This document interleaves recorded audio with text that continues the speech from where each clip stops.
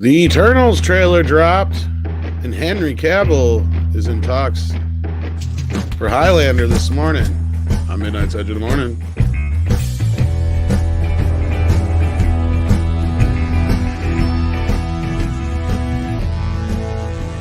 It's Monday again, kids. What a day. What a day indeed. How's everybody doing out there, Andre, the boss man? How you doing?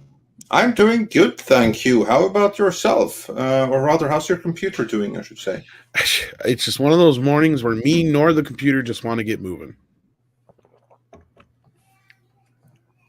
Yeah. What a difference a day makes.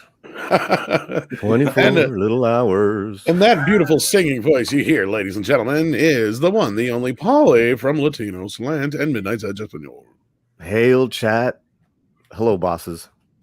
Greetings. Good morning. We're informal here, so it's just Tom and Andre. Yeah, it's a bit informal this morning. Well, yeah. And besides, you're the Hefe of Midnight's Edge Espanol. So three bosses here. Hey, he's not heavy. He's my brother. Yeah. Hefe is means boss. Oh. Jefecito. Gotcha. Exactly. Exactly. So, And today we'll be talking about the Marvel trailer that just dropped. That would be the trailer for the Eternals, a movie that for the longest of times it almost looked as if though Marvel were trying to hide. I still think they are. All. Yeah, well, we'll get into that. And that's not all. We also have, of course, as you mentioned, Henry Cavill might be the next Highlander. We'll see if that works. But there can only be one. Yeah, and there has been none for some time now. So the position is available, and also we'll be talking a little bit about the Predator, because Disney is now finally gearing up their Predator reboot. And they're making the same mistake again in story leaks. Oh, sorry. The same and worse. And then what about story leaks? The little we have to go on. Basically, it's a Comanche girl that is fighting the gender identities of her tribe. Oh, Lord. But yeah, we're going to get into all of that and much, much more as we get rolling here. Before we do that, we also have to say good morning, good afternoon, good evening, wherever you are, to everyone in the chat who's been joining us. We have Stephen Otten here. We have Karius here. He pointed out Pocahontas versus Predator. Yeah, that's one way of putting it. We have Shum that would rather be watching cat videos. So, yeah, you can never go wrong with that. Jakob Romanski is here saying, good afternoon, Andre, and good morning, Paulie and Tom. Yes, you got the time zones right, yes, being in Poland, I believe. And we have Darius Münchhausen here. Silver Nova is here. Is here. And so many others from all over the world. So it's we got Valiant Renegade. Pressure, yeah. Hyper Guyver sent us a super chat already here, Andre. Yes, and we have a couple of super chats. Well, let's get this one that we have on screen. Hyper Guyver 2 gave his review of the Eternals trailer, saying it was about as much fun as a colonoscopy. So, yay, that's good going there, Marvel. It looks like it was written and filmed after somebody had one too, by the way.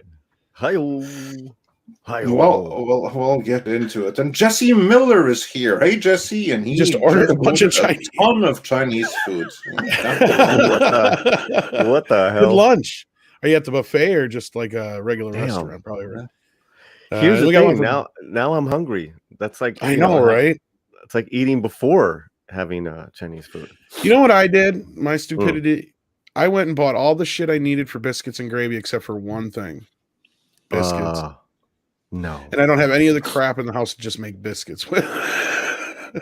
I made pancakes yesterday for me and Mrs. See, now if I had pancake mix, I could make biscuits. Where were you when I needed you, Paulie? At the store buying the right product. Because you live right next to a store.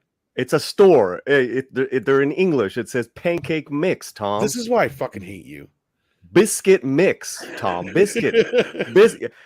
I know English. You know English? No. Andre is well aware of this. I can't help you there.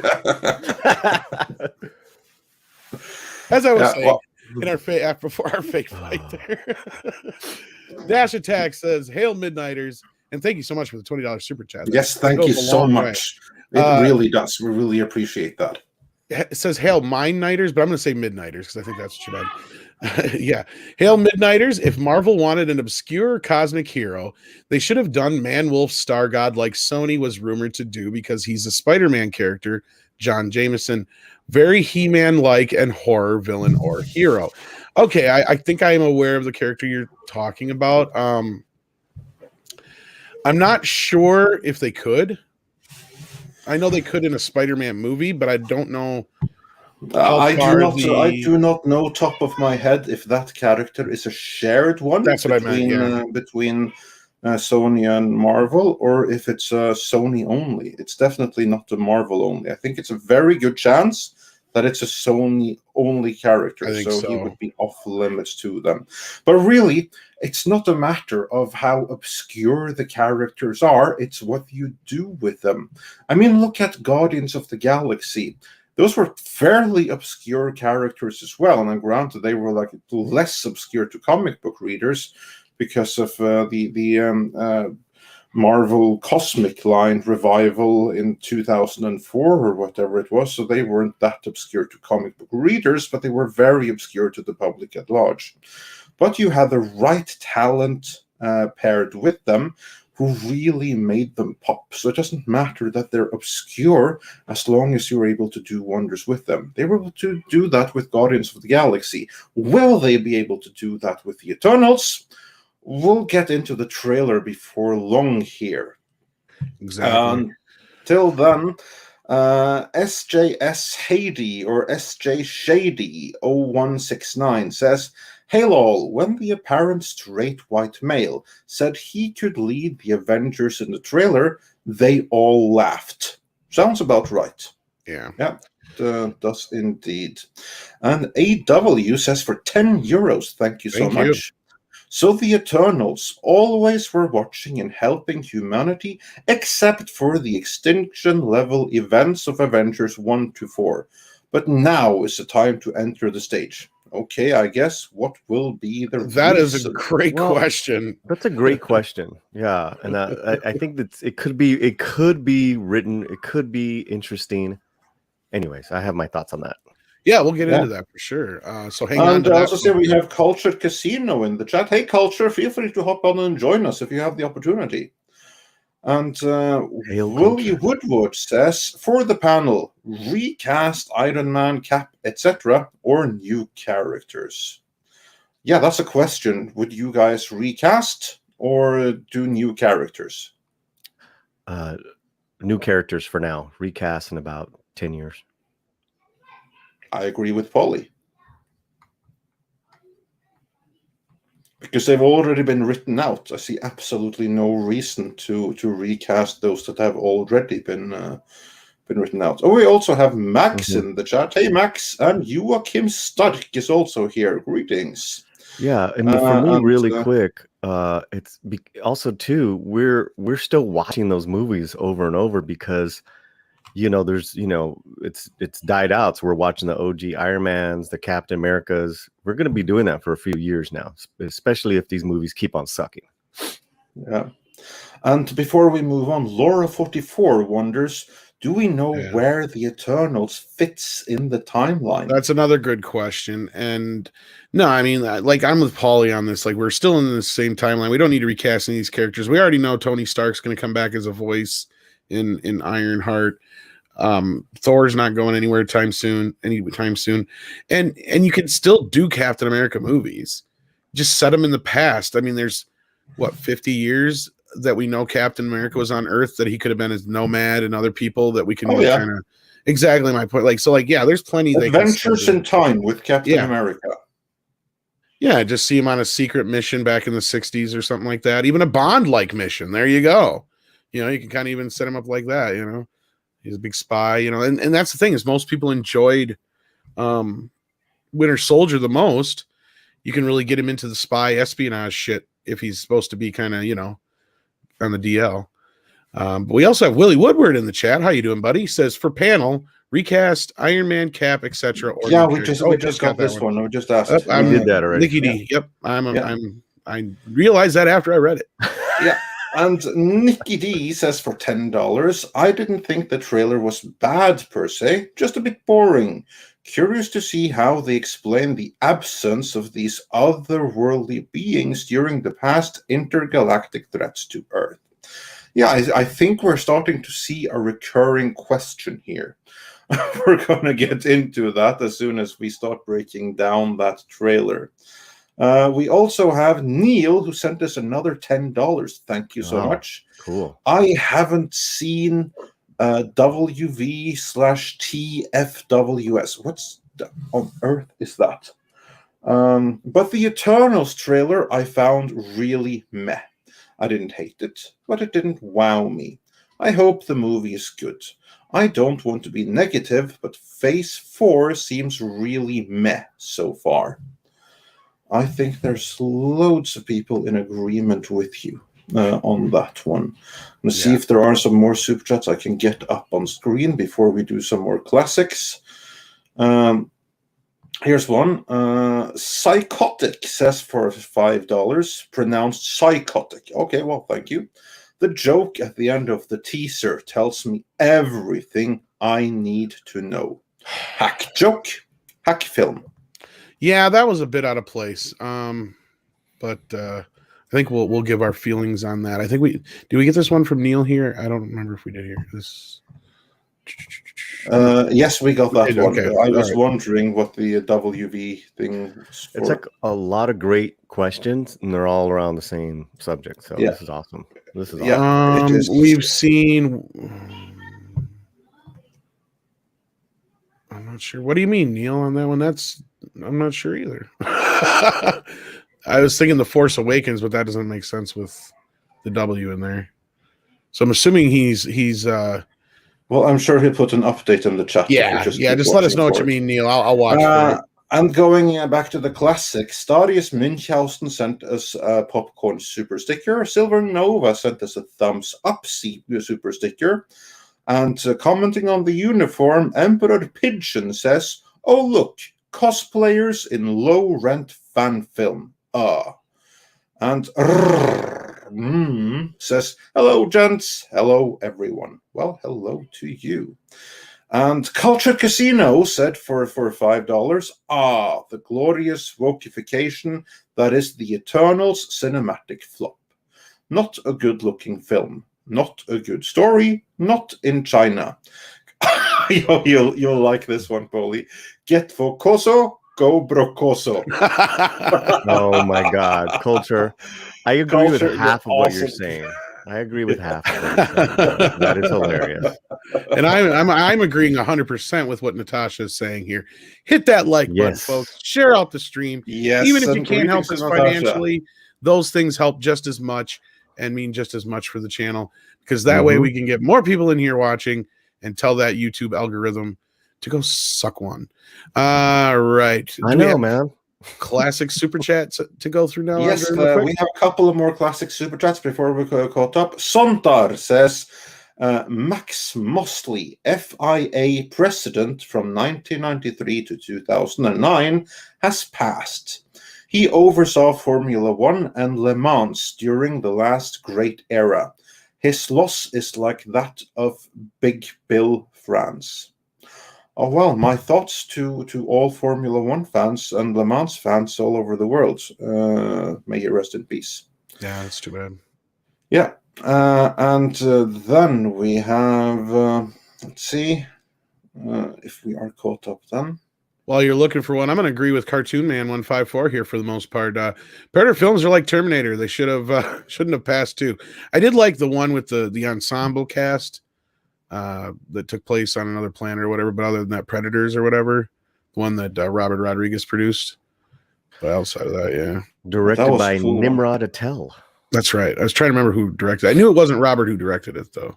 That was that was a lot of fun. I got to see that real quick. I got to see the screening when it came out South by with Robert and Attell in attendance, and that was a nice Q&A. Very cool. Very cool. And I feel like an idiot because those abbreviations were WandaVision and Falcon and the Winter Soldier, as her and the Steadfast actually sent money in to tell us that. And I appreciate that. You did not have to do that, but it was a Canadian 666. Should have been able to guess it. There's so many abbreviations in the same ones. So yeah, sorry about that. Thank you for that clarification, Hurin. Really appreciate that. And Max sent us a super sticker. Thank you so much. It's a heart. Yeah, and then Willie Woodwood says, "Have you heard the 4chan plot leak for the film leaked last year? It's matching up with the trailer and the Phase 4 trailer, and oh boy, it's a Ghostbuster 2016 levels of suck."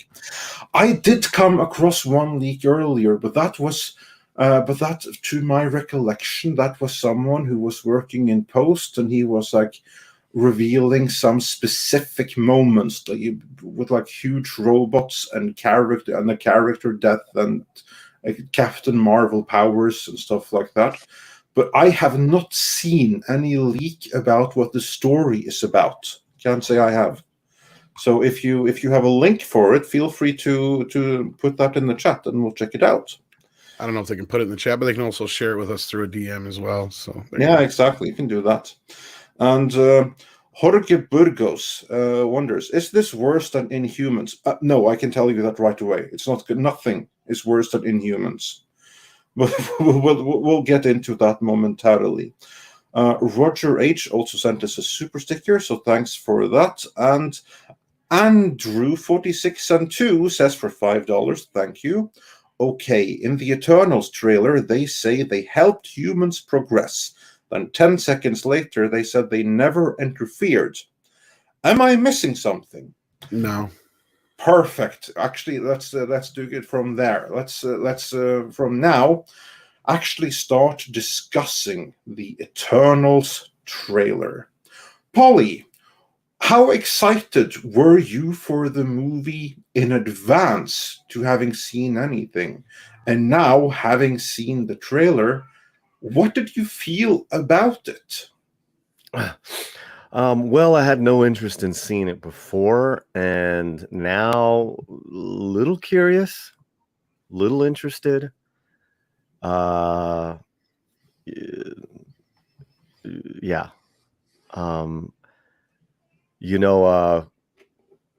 The director is definitely a really good filmmaker. The cinematography looks great. I like the actors. There's some great actors in it. Kit Harington, Salma. And so, there was some cringe in it, but, there's some interesting ideas. I mean, it's probably going to suck, but yeah. So going from not interested at all to little interest. So in other words, you're saying that the trailer did its job? And that it made you more excited than it was?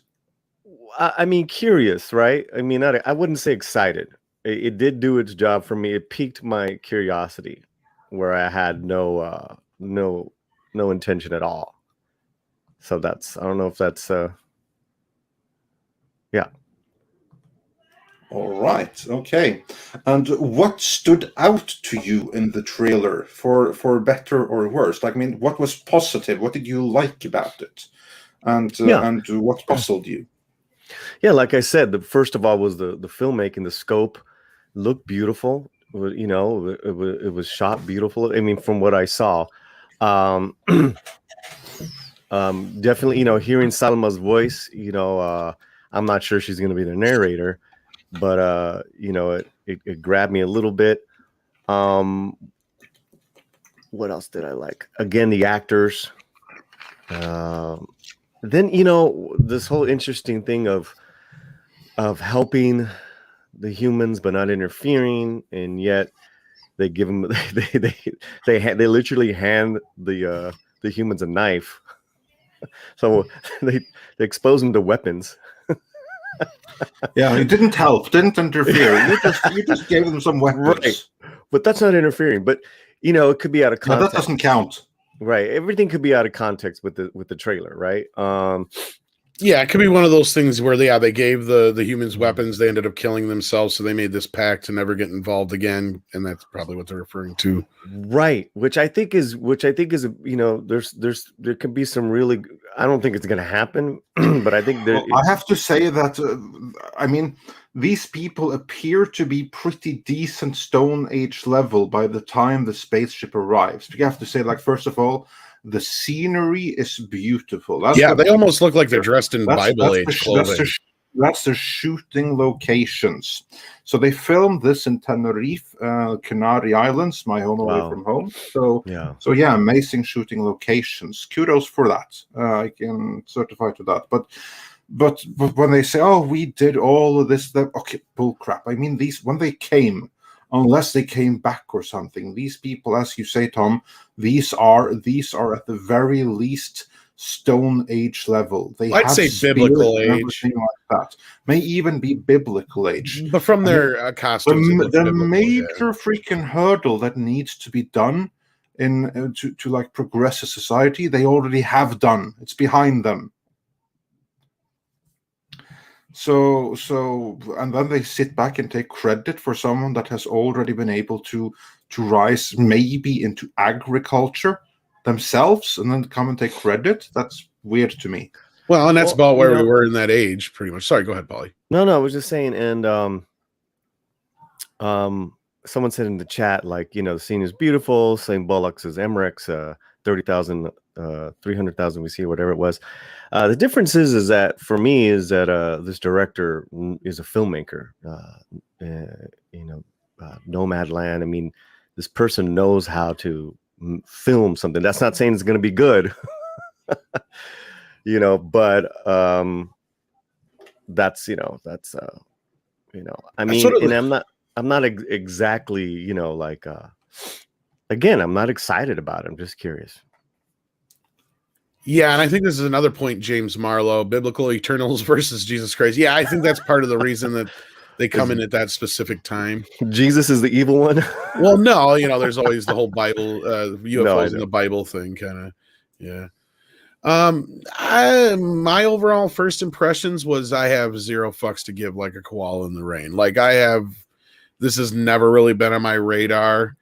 When I saw that picture of that leaked out, I was just like, yeah, fuck that. Like you, Andre, I'm sure your reaction was, where's the Kirby? I don't see no Kirby here. And it has no fun in it whatsoever. It feels about as fucking dry as a fart. And that joke at the end lands about as well. I don't have... There's such a great cast here, like Paulie said. What the hell happened? I hope this is not representative of the movie at all, because this is the best they got to show us. This sucks. This really sucks. Because even I think, clear though, we let's not pass judgment too soon, because this isn't even a trailer. Technically, it's a teaser trailer, which implies that there's a bigger trailer to come. Presumably one that's going to show story. Here we know nothing about the story. This is about like showing tone, atmosphere, the visuals to get us all excited. Well, this got me about as excited as a fucking librarian. Okay, like that's about the tease we got here. This is a shit tease. I find it hard to disagree with you. Compare it to remember the fucking Spider-Man, the original Spider-Man teaser with the Trade Center ever. That's what I'm saying. Like you're telling me that you got Marvel characters here. Sure, we don't know who these characters are. Show us something exciting about them. This was one of the most boring fucking teasers I've ever seen. No one knew anything about Guardians of the Galaxy, and everyone were freaking pumped. Not even after the trailer, but after the similar teaser trailer, which was nothing but ooga chaka the whole time with that music, and it got people freaking pumped. Yeah, but Chris Pratt was funny, and you had a tree. Yeah. The difference here is, let's not forget about the raccoon. Well, here's the thing: you have people saying we didn't do shit for thousands of years, and we literally don't get to see him do shit for thousands of seconds, it feels like, because that's what it's like. It's like, okay. And then that gets into the most important questions of the day is, where the fuck were you guys when all this other shit was going on? You know, and that's the problem we have with the ever expanding Marvel universe. That's the downside of what we were talking about before we got into this conversation is how many more heroes can we bring into this before we get to a point where it feels like there's more heroes than there's regular people in this universe? Oh, that's kind of where we've gotten at this point. But yeah, I think that's something that you're just going to have to kind of like just go with, that they didn't get involved before. But a bigger issue, though, is that that inconsistency between we've stayed out, apart from giving people knives, and like really huge thing. Oh, I'm sure they did that too. But yeah, and that's for me. Again, I don't want to pass judgment too early. All I will say is that this is a movie that I was excited about in principle. Just knowing it was Jack Kirby and just seeing what they did with the Jack Kirby visuals in Thor Ragnarok. Imagine what they could do in a full-on movie based on Jack Kirby characters. And then I saw like this calendar art that we've all seen before, and that kind of with all the characters, that kind of killed my anticipation right there. And this did not revive it. The best I can say for this is that, yeah, the locations are beautiful, excellent shooting location, and this kind of like ancient astronaut thing. There are things that you can do about that. I mean, that's high risk. You can either do it very, very good or very, very bad. But throughout it all, I'm not getting a Jack Kirby vibe. However, I am getting an Inhumans vibe. And then I don't mean the comic. Then I mean the Netflix Inhumans, the biggest disaster in Marvel history. And I think 32 Flavors of Nick Weiser, how you doing, buddy? I think he's on to something here. Marvel chose to fast track this movie as a response to to beat DC at releasing a Jack Kirby flick first. I think you're right, because I believe, remember, right, they announced this movie right around the same time as the New Gods. They did. Yeah, they did. This is a response to the New Gods. So they basically, DC went and pulled a Stop or My Mom Will Shoot on Marvel. Is that what you're trying to say here? I don't think they intended to, but that will nonetheless be the end result. Obviously, Andre knows what I'm talking about because he's read Arnold Schwarzenegger's autobiography. But for those who don't know, real quick, Arnold Schwarzenegger basically tricked Sylvester Stallone into doing Stop or My Mom Will Shoot as a really bad joke. So it was kind of... Hey, Sly, I have a movie script for you. I'm going to do this movie. It's called Stop or My Mom Will Shoot. It's going to be the greatest movie of all time. It's going to be a huge hit. Well, I appreciate that, Arnold. You got the script? Yeah, here you go. You can read it.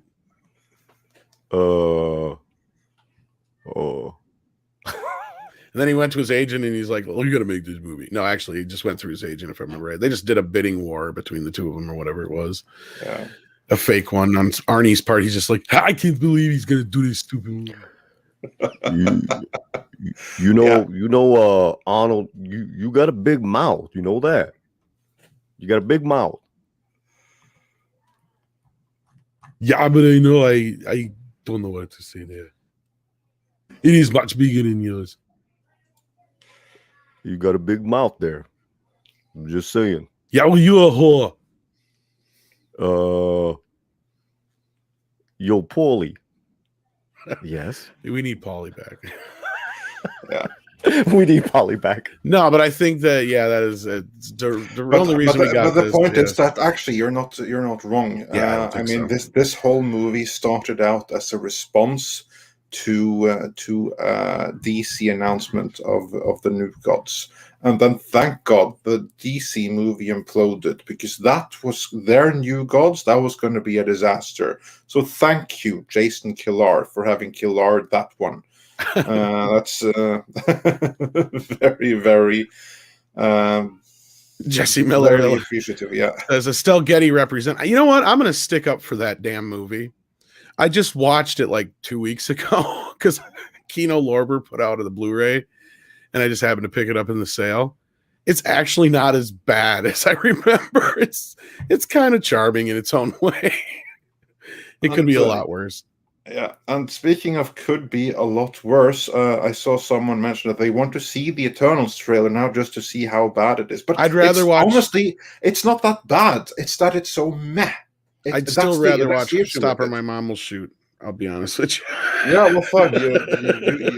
You do you, and feel free to watch that all you want.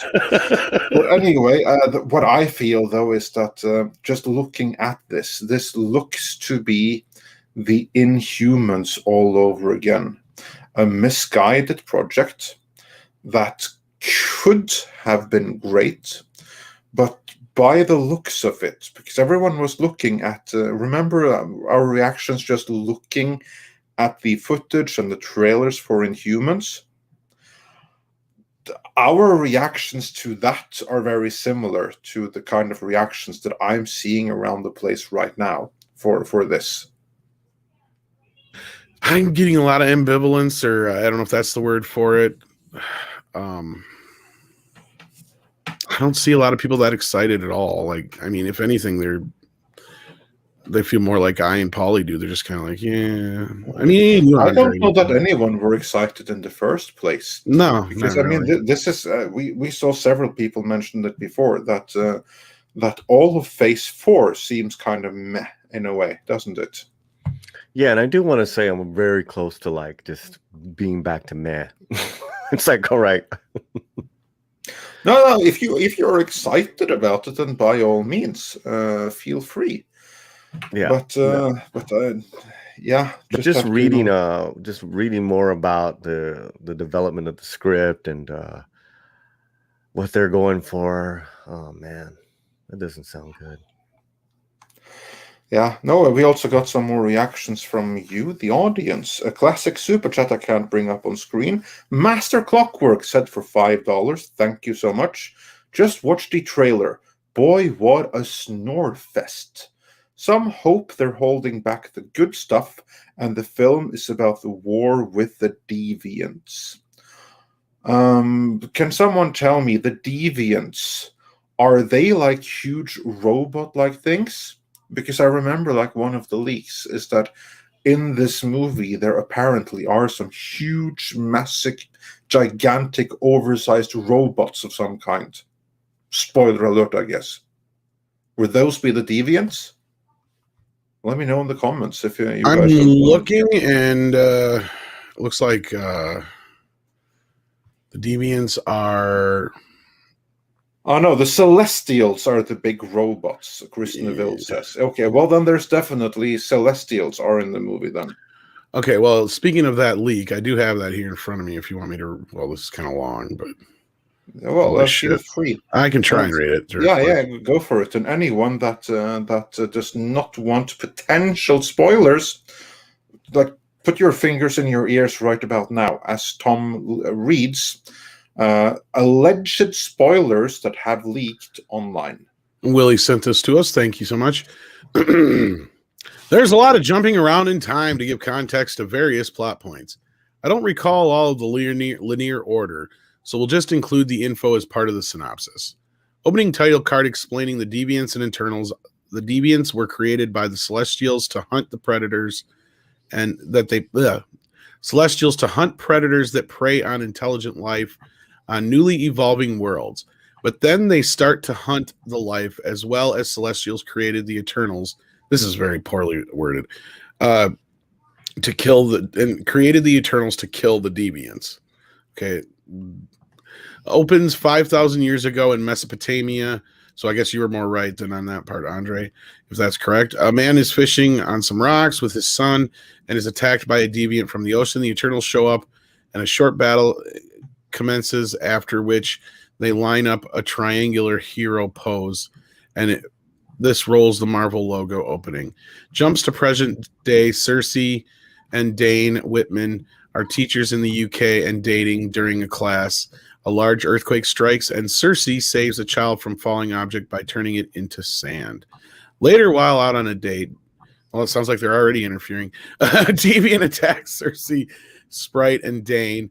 During the battle, Icarus shows up and they fight it off. After noting that they thought all the deviants were destroyed, and unlike others, the deviants were able to heal their wounds. The group decide to visit Ajak, as she was the leader of the group. After arriving at the Midwest Ranch, there she is now living. They discover her dead body. A small golden device leaves Ajak's body and enters Cersei. This is how she communicated with the Celestials. They then decide to round up the rest of the Eternals to deal with the Deviants. Athena and Gilgamesh are in Australia due to an issue with their memory, causing her to randomly attack other Eternals. Gilgamesh is obviously in love with Athena, but is not played as romantic relationship. Phastos and his husband there's the gay couple, live with their child, and he decides to help due to the fact that he has fully embraced the human race and wants to protect his family. Okay. Makari has been living in the Eternal ship all this time, I guess, since there's a bunch of food containers and a mess strewn about. So for billions of years or whatever. Okay. Kingo says is a Bollywood actor. Kingo is a Bollywood actor. There's a short dance routine that introduces this and comes with the group along with his valet, don't recall his name, who tries to document everything on video. Oh, lovely.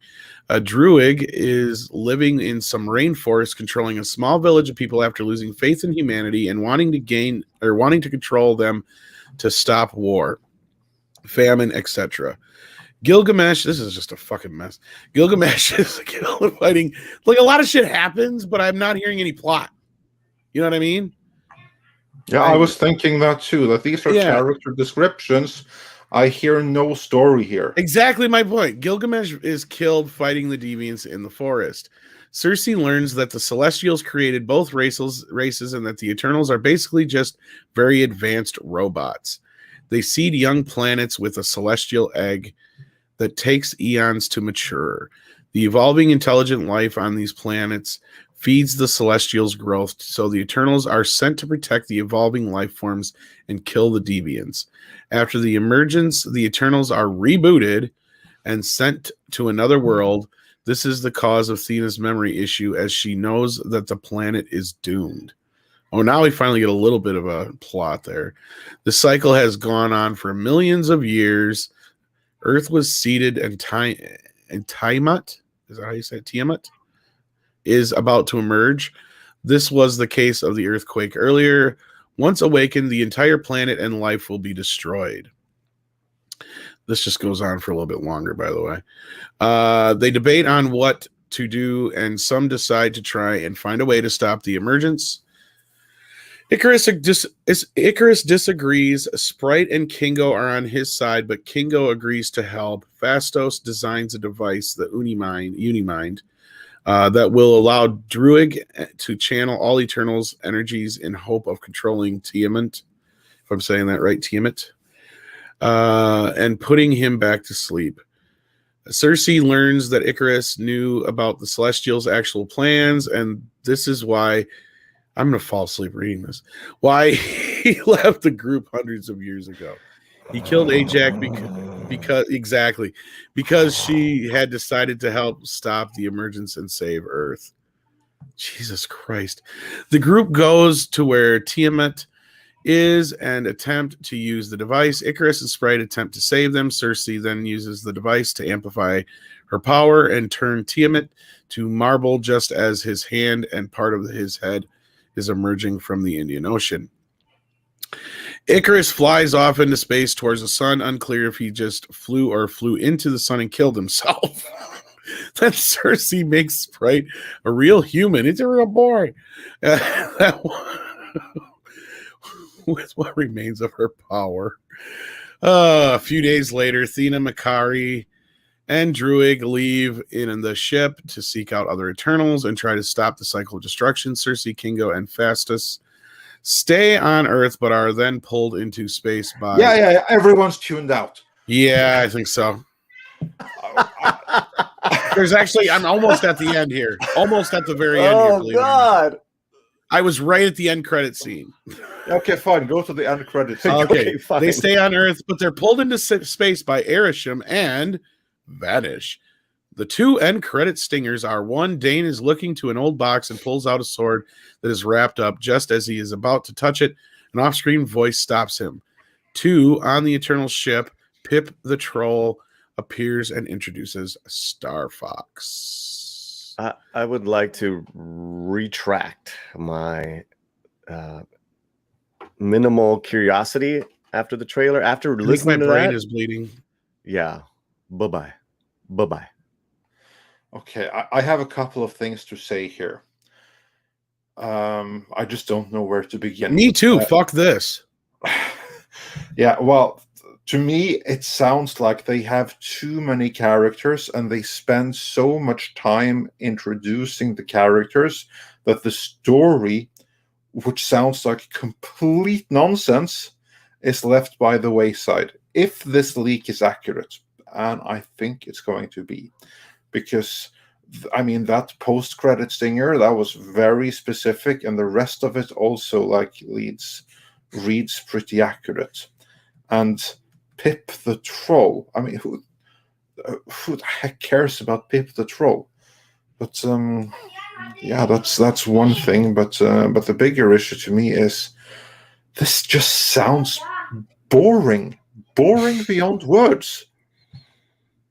Boring and stupid. Yeah, I guess Star Fox is Thanos' brother. That would have been nice to establish that earlier. And Jesus Rosado says, play some Motley Crue to wake some people up. Yeah. Because I'm alive. Oh, yeah. Kickstart.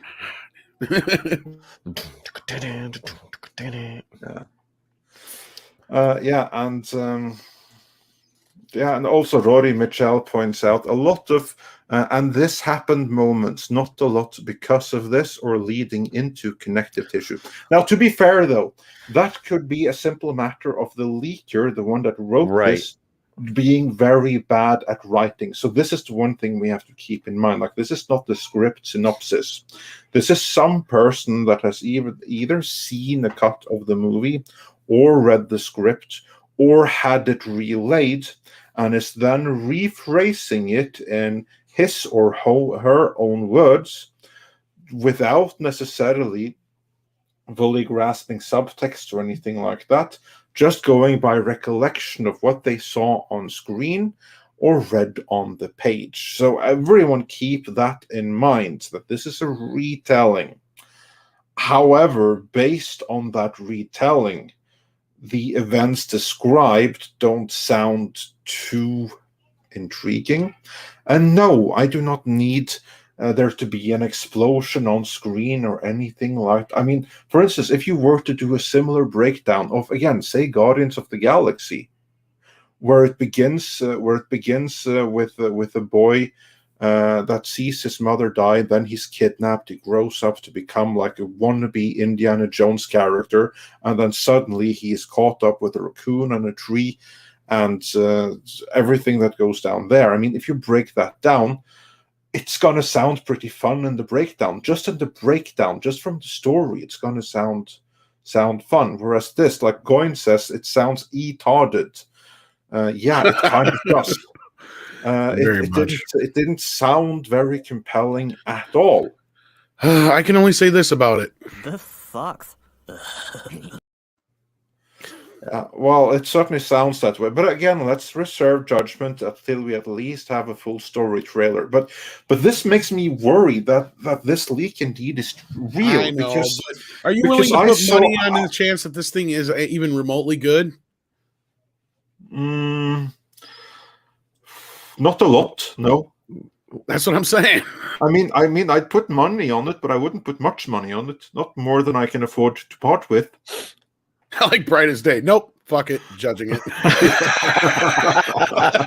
I mean, that's the easy route to go, right? In my, like, that's how a lot of us feel.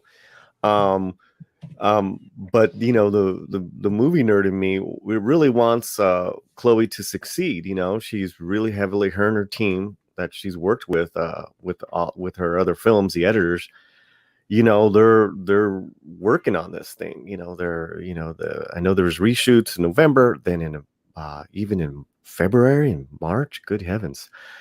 But she's heavily involved. I hope. I don't. Yeah. I'm not gonna lose sleep, but I hope that it sounds like. Wow, what the hell am I saying? I don't know, but I'm with Goins here. We need more Paul Verhoeven and cocaine in our movies. This shit's getting old.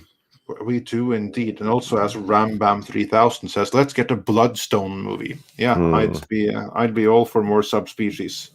We just need somebody like Paul Verhoeven to go, you know what? Fuck you, Hollywood.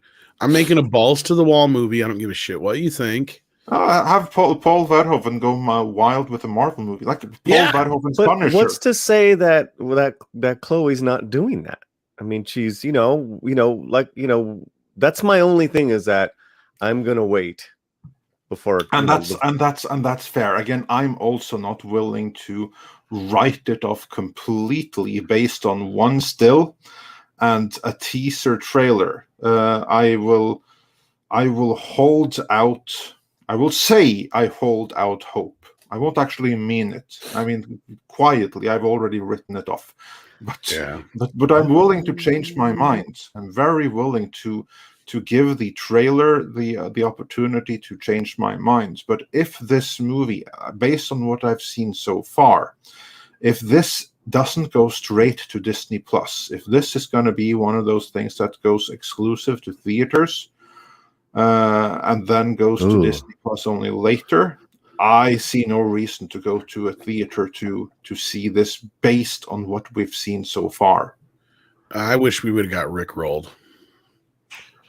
The landscapes are beautiful. They really are. But I've been in them, and I'll be there again. I don't need to. Yeah. But there's nothing in this synopsis that and the trailer has actually shown us enough to kind of support this synopsis. I don't hear anything in here that makes me feel like I have to see this or this is going to be a bigger part of the overall grand thing outside of the Celestials. Well, that, and there was an interesting question earlier, right? It's like, well, if they're like this and the protectors of the earth, where the heck were they when Thanos was snapping his fingers? Exactly. And also that wasn't just an Earth problem; that was a universe problem. A bigger thing would be, where were they when Ultron annihilated a country from the face of the Earth? Where were they when freaking aliens attacked?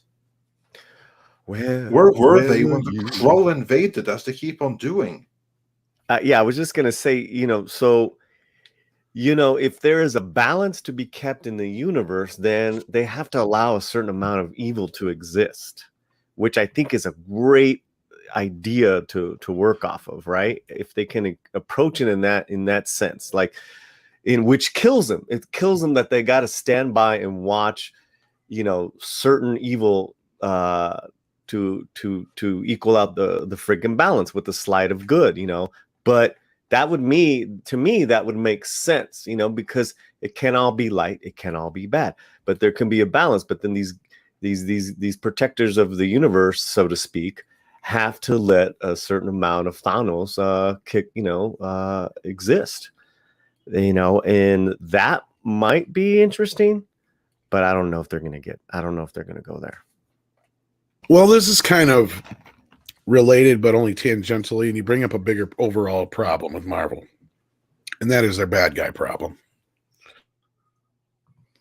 As I was saying before, we have an entire city full of superheroes, but we haven't any equal villains for them to go up against. Like Thanos was the only one that they've really been able to pull out of their ass that was decent. Sure, they've got Doctor Doom and a few others in the wings, but besides Thanos and we got Kurt Russell, who do you play? Ego, the Living Planet. Ego for one movie. He was not. Let's not forget about Loki. We have Loki and we have Thanos. Yeah, but as we keep hearing, Loki isn't actually a villain. We're going to start. Didn't you hear the latest in the series? We're going to learn that he's been mind controlled this whole time. Oh. Yeah. Oh, please, don't let that be true. That's what I'm saying. They have a villain problem at Marvel, and it really needs to be dealt with. I mean, I don't Wally, know if I can agree totally, Tom. Zemo, Doc Ock. Come on. When have we had Doc Ock? Yeah, that doesn't count because that wasn't MCU.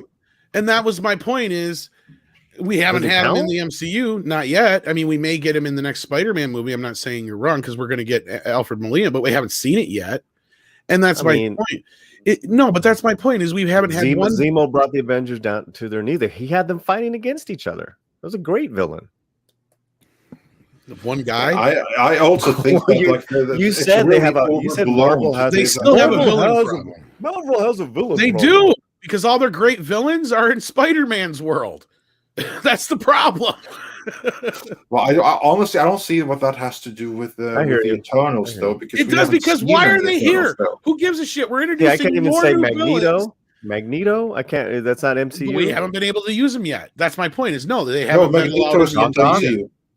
All right. Magneto is. That's what I'm saying. Yeah, we haven't been, and even half the villains we have had in movies have turned around and become heroes. Okay, so, but they're gonna have to address. Are they gonna address what the hell happened at the end of Endgame? Yeah, of course. I can't imagine otherwise, because I mean that really should be the big thing going forward. It was barely touched on in WandaVision. They did reference it in the Spider-Man movies. I have no idea with Falcon and the Winter Soldier because I never saw it and I never will. They had the was it the flag burners, the Antifas, flag smashers. I believe I read them like the Antifa replacements. I think they were something. Yeah, but basically, yeah. Well, that's the thing here. We're introduced to the deviants. Yeah, again, there's some villains that will be introduced to right there. So I don't think that the problem with this movie, based on what we can see, is the villains. No, that's what I'm saying. It is a problem. Story. Because we're introduced to new villains that we've never been established before. Star Fox should have been established already. Like, I don't know. I really just I don't see where there's not been a standout villain outside of Thanos that has really kind of risen above. And maybe Zemo to a point. But even him, didn't they kind of use him as kind of a, like, I didn't watch Falcon and Winter Soldier, but wasn't he in kind of like a Hannibal? Yeah, he was dancing. I know that. Well, yeah, but don't they kind of use him in the show? I can't remember the entire plot. Somebody told me, but he isn't the actual bad guy, is he? He's the. I mean, spoilers is that he escapes and he's gonna be let Zemo be Zemo. But he was great in it. But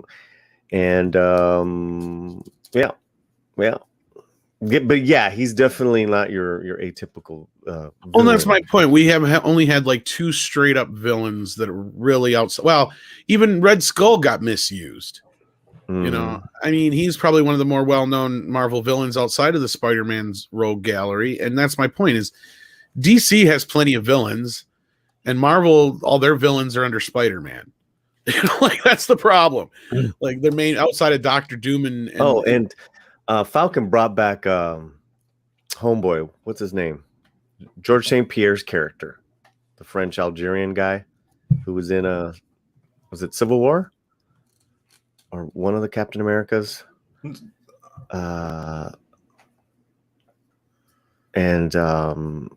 Are you sure you're not thinking about Wonder Woman? Because that's the only place I can think of French Algerian guy. No. It was he was there. He was in Captain America. He went toe to toe with Cap, but then came back in the first episode and then one of the last episodes of Falcon Winter Soldier. Yeah. Okay, there it is. Batroc the Leaper. Okay, and that was played by George St. Pierre, the MMA fighter who looked great, did great.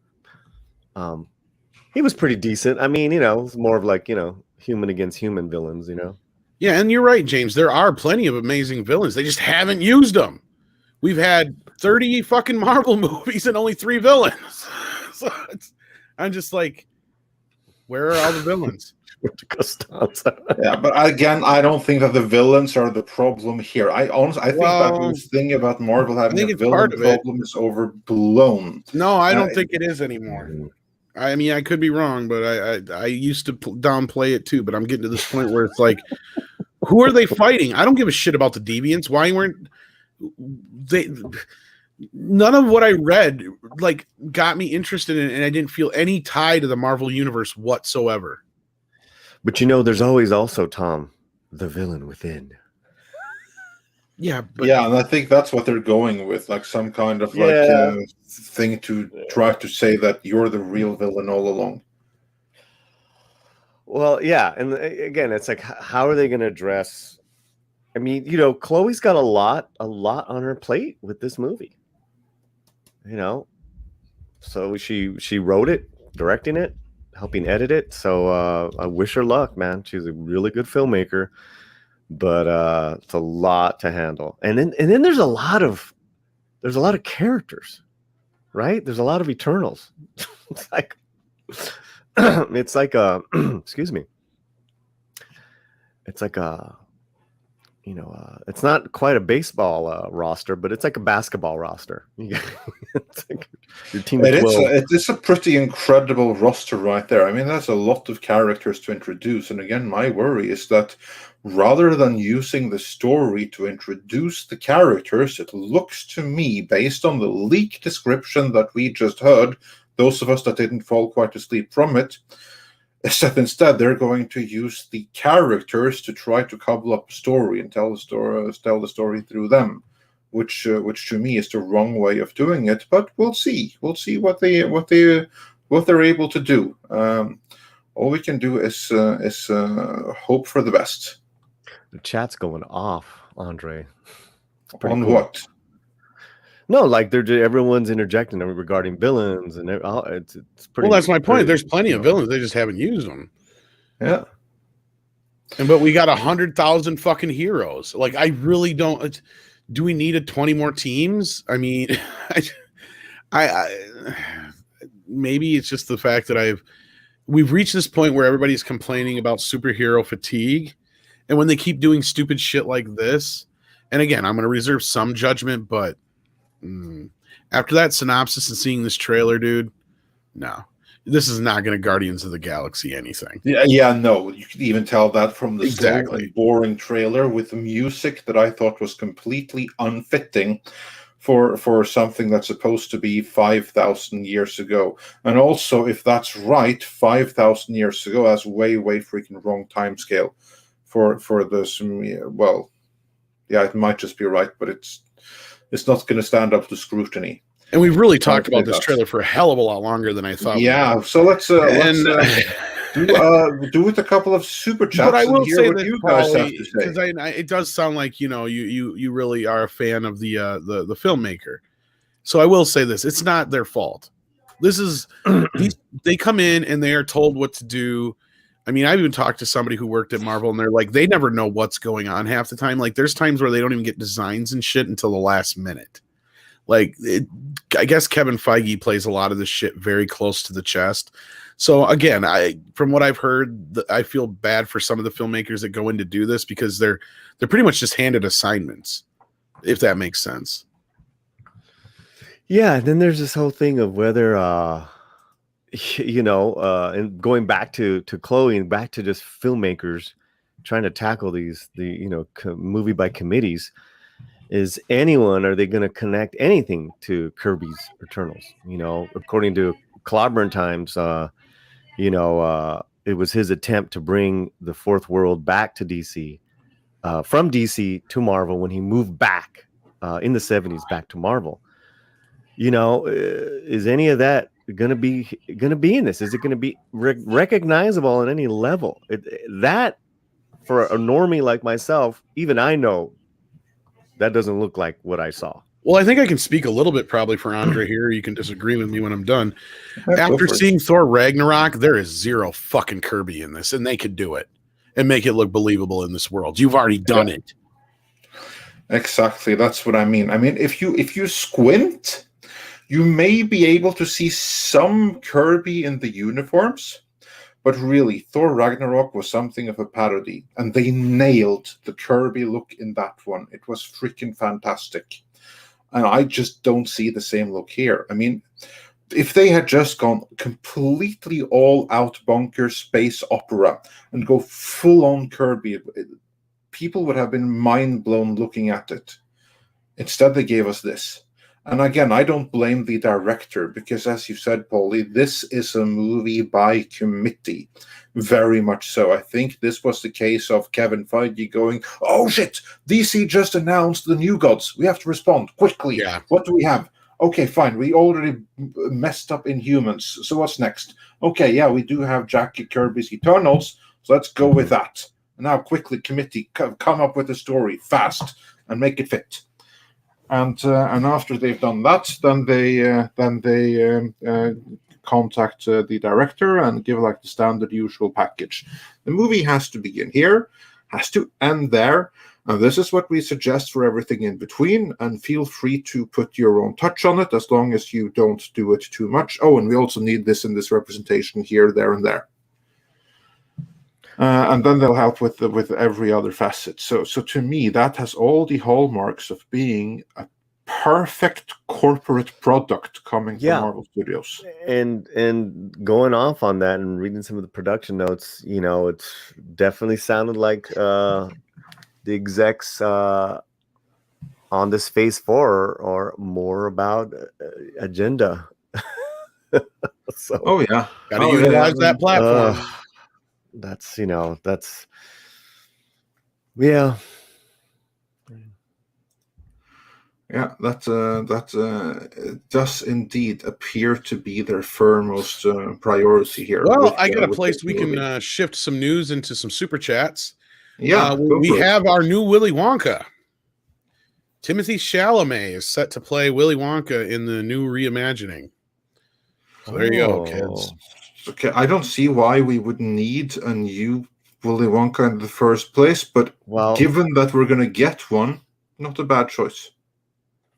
I mean, he's going to have to be a young Willy, like just, you know, what is he like, you know, discovering who, you know, his Wonka-ness? Obviously going to be a young Willy Wonka, but I think he's going to be a really freaky Willy Wonka. Yeah, there's that second book that came out, the Willy Wonka and the Great Glass Elevator. I don't think they're doing that.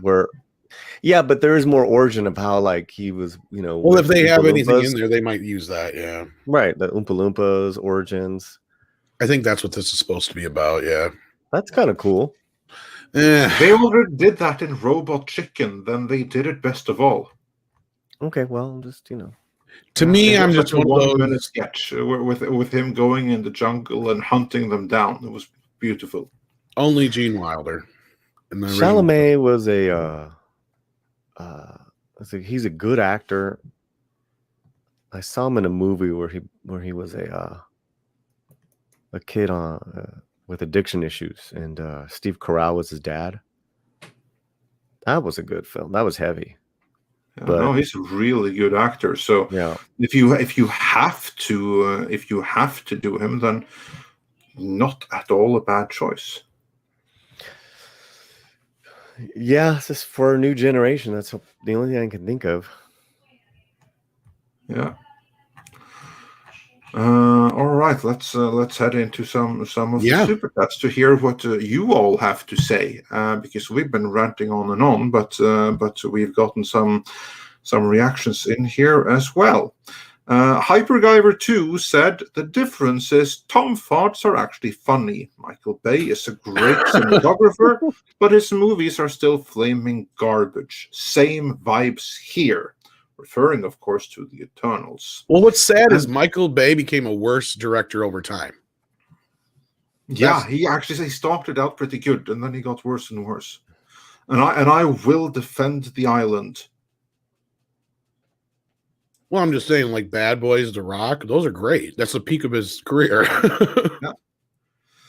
And money-wise, he had his peak was still ahead of him, but creatively, it was all downhill from there. And then Bear in the Wild says, that first scene was so Prometheus-y, and we know what happened with that one. Yeah, again, that's the exact same point. Yeah, that it was like Prometheus C, of course, referring to ancient astronauts. And I agree, because the thing with ancient astronauts and Prometheus is that could have been such a great movie if they hadn't wasted it on being an Alien prequel. That's kind of what destroyed that one. And this one, we can hope for the best, but I have to say I'm unimpressed. I'm really unimpressed with what we've seen so far. So let's hope that the trailer and the movie itself will only reveal that leaked synopsis that Tom put us all to sleep with isn't representative of what the movie is going to be, which of course is going to be, but we can all hope against hoping. Yeah. And then Harry Nice Guy says for €5, don't care about trailers in general. I'll judge this after I saw the movie and the finalized product. At least not as dark as usual superhero trailers. That's a fair point. And our good friend Diego Flores says, I started the teaser, lulled me to sleep, and missed everything. And William Santiago says, pancakes, Polly? I made chilaquiles. Is that how you say that, Polly? Excuse me, I was sneezing. Chilaquiles. Oh my God. I'll make some. Yeah. You take tortilla chips in a pan, do a little oil, a little salt, get them crispy and brown. Then you add scrambled eggs, a bell pepper, and you cook it up. And then when you serve it, put some salsa on top. Oh, you can add a little cheese if you'd like. In Texas, they add cheese. There you go. Huh. Well, that sounds excellent. Yeah, your arteries will thank you later. Everything is better. I'm sure they will. I'm sure they will. And then moving on with the classic super chats. Dash D's said while Tom was reading the most exciting synopsis from the Eternals, okay, you have my money. Please stop reading the storyline. I'm on meds for depression. You're not helping. Good news, I won't need sleep aids.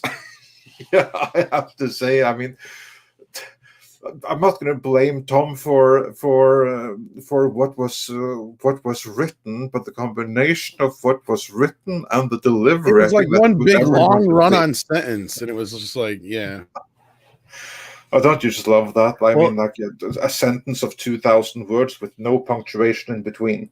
Well, you also read it like you were in front of the classroom. You didn't want to be there. You didn't want to read it. Well, it got really not monotonous, but mundane or something like that. If you send me the link, I can have a crack at it too afterwards and see. No, I don't think it'll make a difference.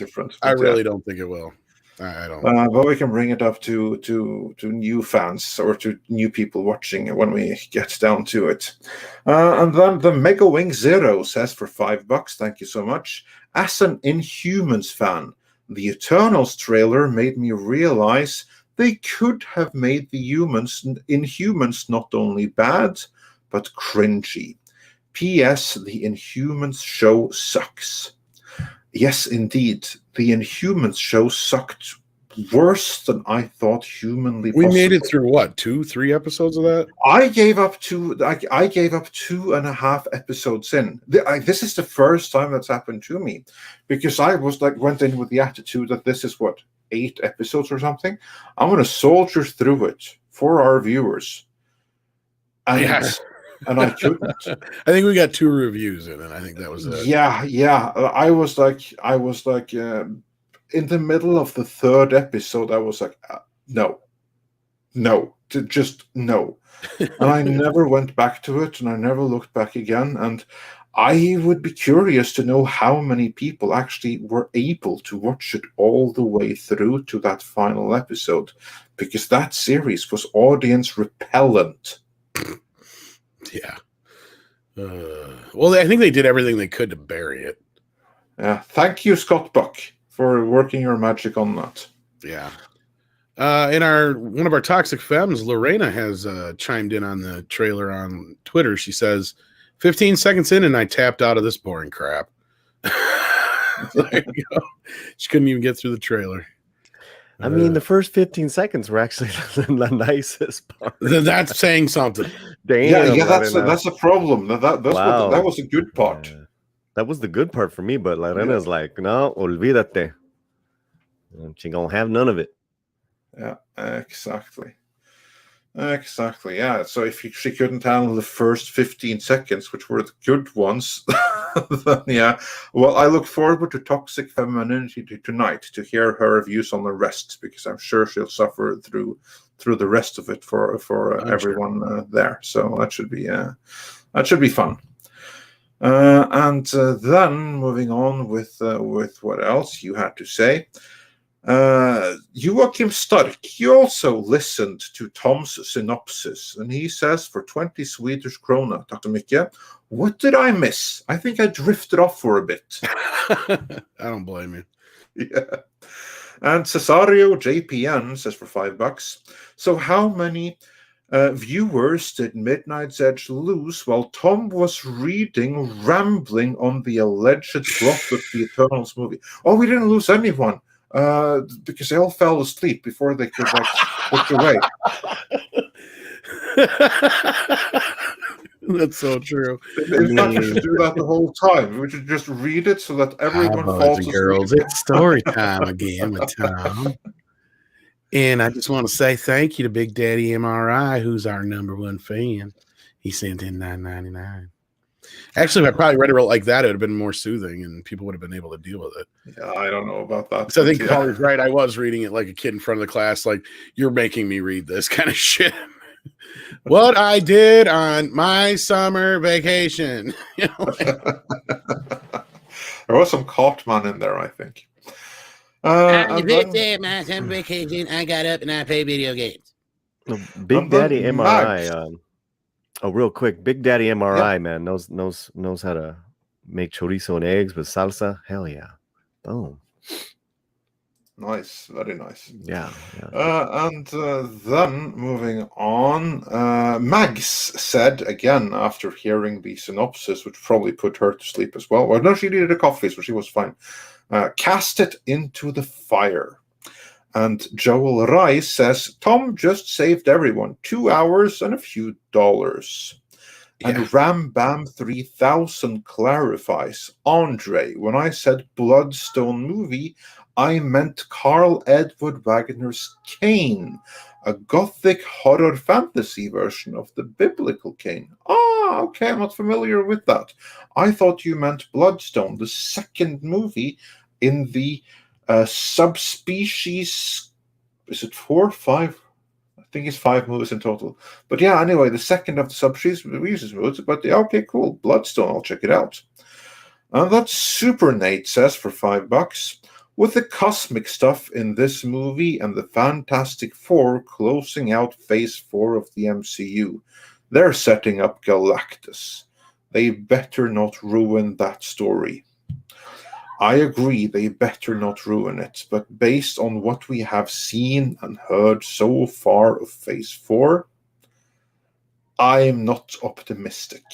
Tom, do you think they will be doing the Galactus trilogy justice? Because you just know that that's obviously what they're going to adapt when they get around to it.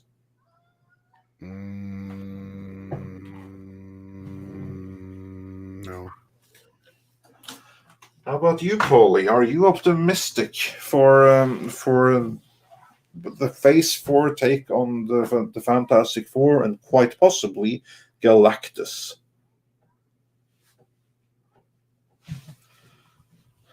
I'm going to say the same thing for Paulie. I gave him a minimum effort puppy. I don't think they are not going at this with the kind of effort they should be. Yeah, no, actually, I do think that they do put in an effort. They just put in an effort the wrong way. What they should be putting an effort into is give the audience something new, a breather. that will keep the audience engaged before the next huge event. That is what they need to be doing. That is where they need to put their effort. Instead, they appear to put their effort into making the content. What's the keywords? Safe. Well, another one is diverse. And what more keywords is it that we have? The usual dog whistle words. All of those. That's where they seem to put their effort. Well, here's not knowing that that's all audience repellent. Well, here's my other point, I guess. We have a ton of Marvel characters that are at least more well-known than these. And the Inhumans in this has been nothing but an attempt for them to make up for the fact that they don't have the X-Men in their universe.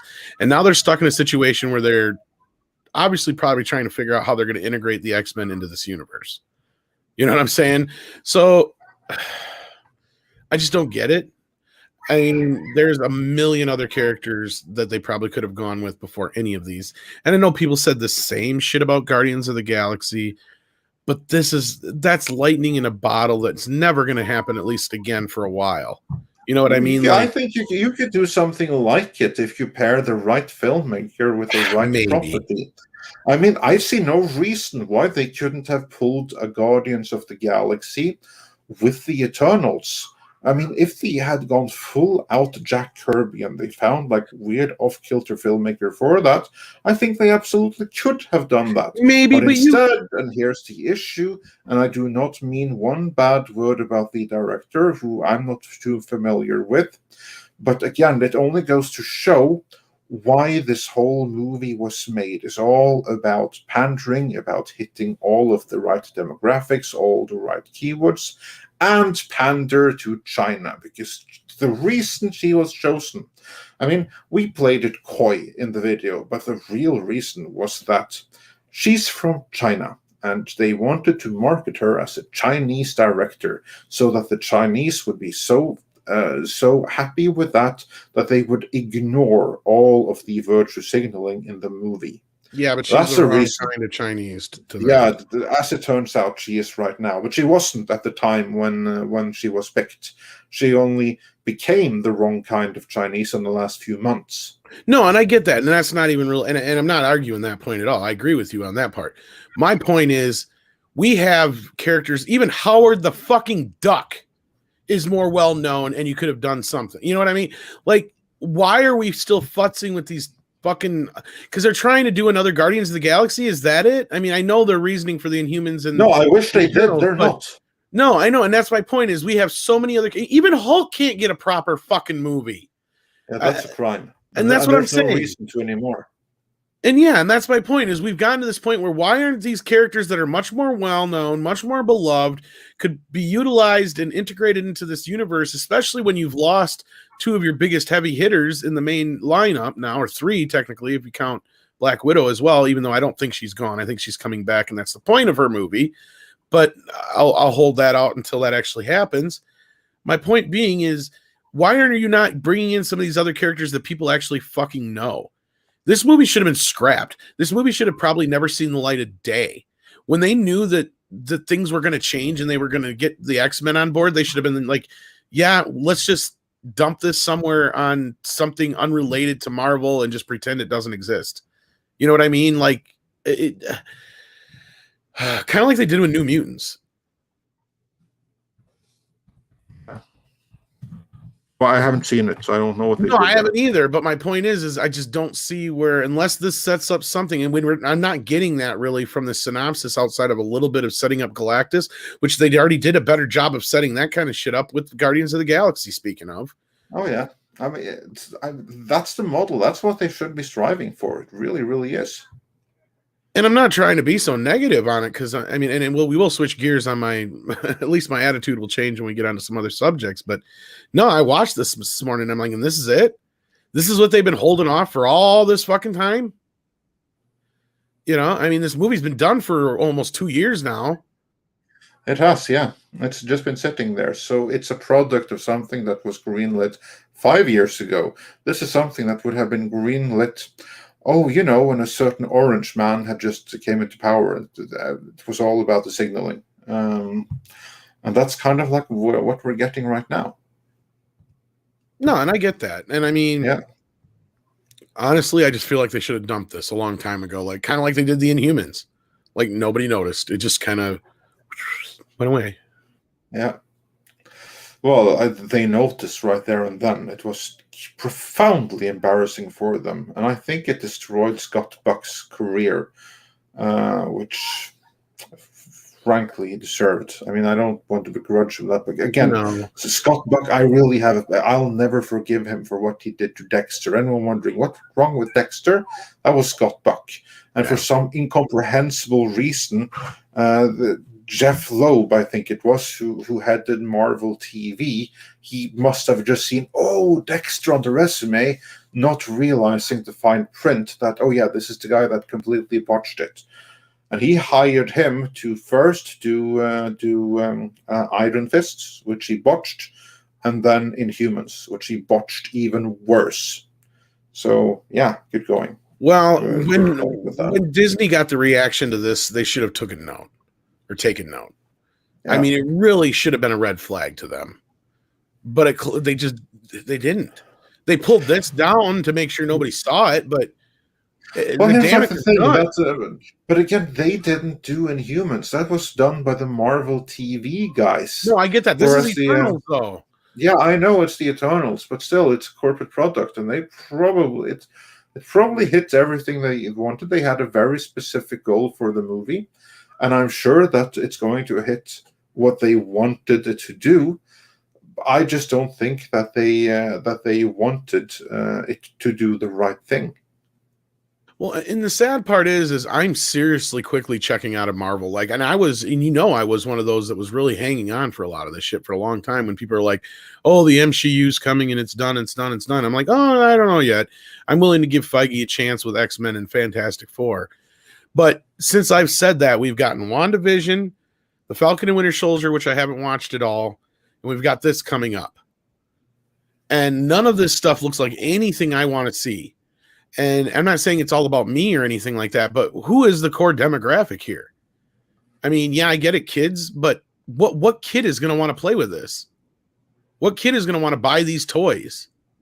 I don't see any appeal here like I would with Batman or Spider-Man or even Iron Man. Even Captain America, who is kind of rather boring in a lot of ways, is much more exciting than these guys. I just don't get it. There's nothing that stands out to me here that is like I really, is appealing in any way. Yeah, pretty much. But anyhow, with that, I've ranted on that so much longer. To the next super chat. Dash D's says for $20 Canadian. Well, thank you so much. The caliber of movie I want to see is something like the Bismarck and Tirpitz with a fleet of cruisers break from Norway and blow up the Atlantic. See what real men do about it. Other than fear, no feelings and no agenda. So yeah, basically you want old-timey war movies. Actually I could go for one of those right about now. Ideally one that was made 30 years ago. I'll give you some Norwegian recommendations come to that at some point here. And then Frager Hoskin says for $5, Marvel lost its mojo. Now maybe if they did a Thanos backstory, but until then, I'll just wait on Incredible Season 2 in case you don't know, a must-watch. Is there a series called Incredible? If there is, then apparently Season 1 must be good, since Frager Hoskin is waiting for Season 2. Does he mean Invincible or whatever? Is that the one that's on Amazon or whatever? Well, I don't know. It says Incredible, but maybe it's Invincible. Yeah. Invincible is on Amazon. And, that's what I was thinking. Yeah. Been getting some good reviews. I know cool. 32 Flavors has been covering it. Yeah, very cool. And then moving on to the next one. Actually, Paulie, I meant to ask you this. You, of course, you're familiar with the Galactus trilogy from the Fantastic Four comics. Trilogy is actually 3 issues. Also, like Jack Kirby. Are you familiar with that? Vaguely. So really, normally no. Okay. Yeah. Yeah. Okay. Well, basically, how do you think that Marvel will be able to do well with Galactus? Because that appears to be what they're setting up towards the tail end of Phase 4.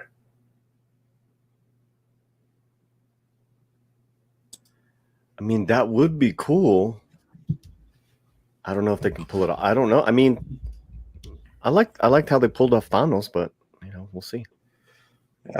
Yeah, we'll see. I think they're going to have a very hard time topping Thanos, and I'd be happy to see more Thanos. I agree with the prequel. I mean, some of the Thanos comics out there, especially those by Jim Starlin, are some of the best comics ever to come out of Marvel. That's my opinion.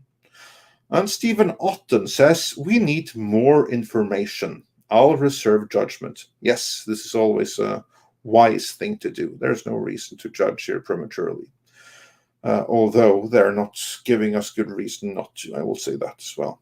Master Clockwork says for $5, we live in an age where writers want to reform or kill off all their villains. Unless they're a straight white guy, true evil incarnate. And I haven't really been. Yeah, that's another problem, much, especially kind of creeping into Marvel, is this whole idea that, the villains are never really just villains. You can't just have bad guys anymore unless they're straight white men, and it's just really weird.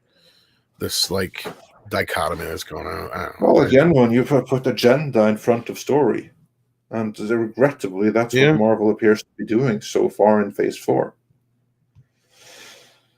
And Steven Sanna, he agrees with you guys and says, I would have to say villains are absolutely a problem. They only had like 3 that had any personality. It's critical to a good story. And Hurin the Steadfast says for $5, Joss Whedon's Buffyverse had far better villains than the MCU movies did. I wouldn't know. I have never seen a single episode of the Buffyverse, but I'll take your word for it. And Willie Woodward, he disagrees with my take that the villains aren't that big a problem, because he says, Andre, you're wrong. The villain problem is the biggest failing in the MCU. I'm happy to come on and argue this. Yeah, well, I don't feel that strongly about it, so we'll do that on another occasion. We have some more news to cover today, so we'll get back on I will say this as a counter, though. It's not like the DCEU has done a really great job utilizing the great villains they do have. I mean, look what they already did to Lex Luthor. The Joker is their most successful film. And it's not connected to that's anything, not really. Part of the DCEU? Yeah. Yeah, it's something with it's not just a Marvel problem. No, again, and I think that you're right, Andre. I think touching on that, it has more to do with this whole idea of I don't know what it is, but they're trying to make villains into victims all the time. Maybe that's what I'm trying to say. Yeah. Which you can have a villain who is a victim, but generally that's what makes them a villain, is that they take their victimhood too far. Yeah. And that's the thing. That's how you make a great villain right there. I mean, that's what they did with the Joker in the Joker movie. Absolutely. And it worked fantastic. And then Dash D says Drinker did a great villain video, says it all. Yes, I remember that one. That was a really good one. Where he breaks down the current problem that is with villains in Hollywood, that villains aren't allowed to be villains anymore, and they certainly can't be villainous to any kind of female heroes.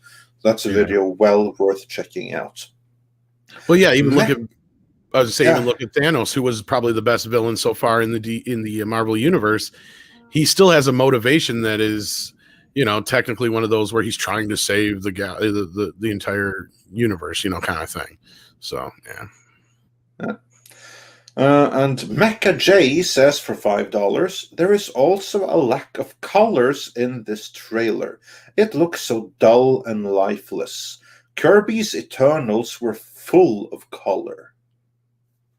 Yeah, and we already saw it in Ragnarok, as I brought up earlier too. That's the whole point, is you can do it believably in this universe already. We've seen it. Just do that. Just give us more of that. I mean, even if you didn't like the film, I know that Ragnarok is one of those movies that is really polarizing between the fans, but one thing I don't think I've ever heard anybody argue about is that it looks Kirby-esque.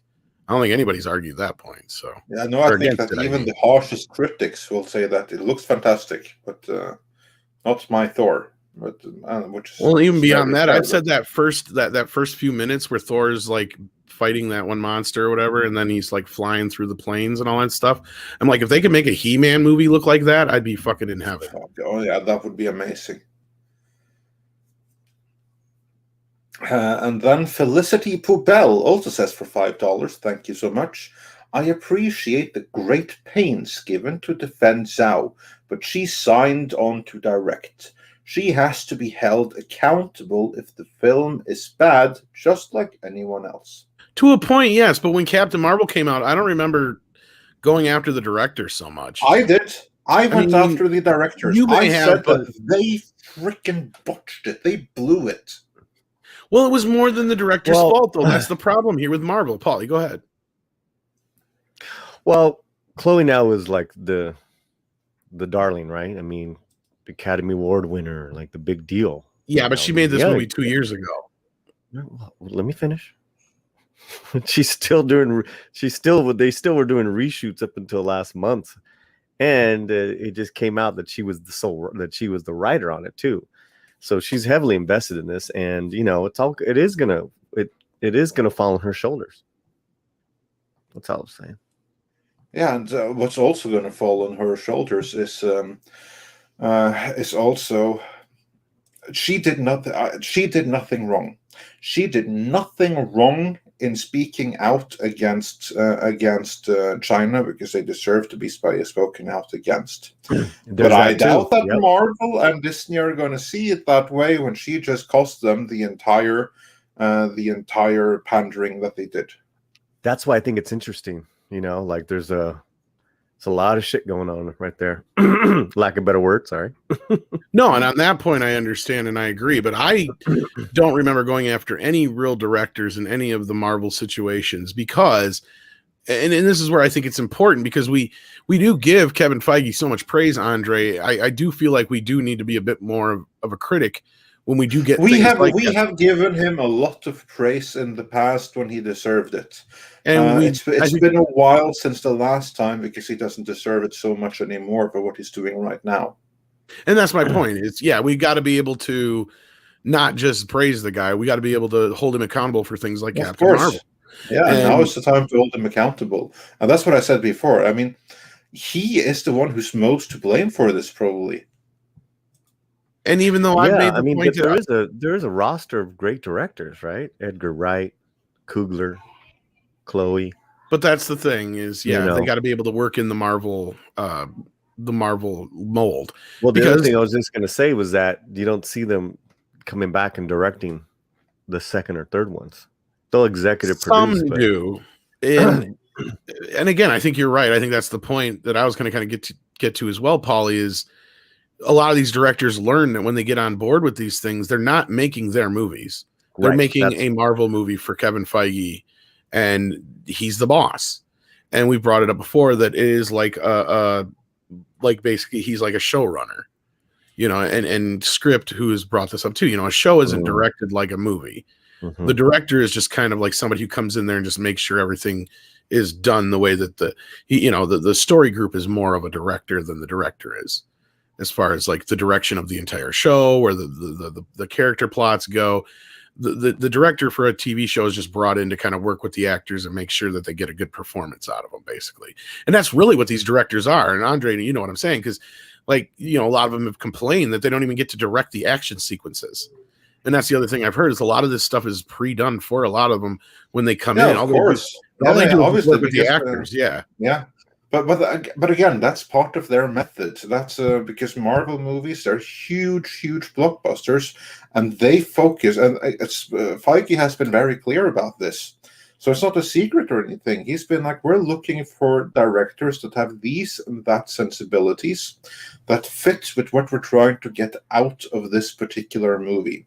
So then we want the director to coach the actors in those scenes to just get that performance out of them, Work with the script and the story and the narrative to really emphasize that thing that director excels at. And everything else, like the action scenes and that extravaganza, they don't expect the director to be able to do that. They have their own people to do that. More specifically, they have the John Wick directors. They are their go-to second unit directors that will make all the action scenes. Yep. And that's actually a pretty good segue to our next segment. I just want to say that these directors don't return, and for good reason. A lot of times, I think, and that was what I was getting to, is they kind of butt heads with the idea that they're not making their own movies. Especially that's why Edgar Wright didn't fit. Yeah, the more revered that they are with their own work, the more that they're like, screw this. Yeah, and on that note, 32 Flavors of Nick Weiser just chimed in with a super chat. Thank you.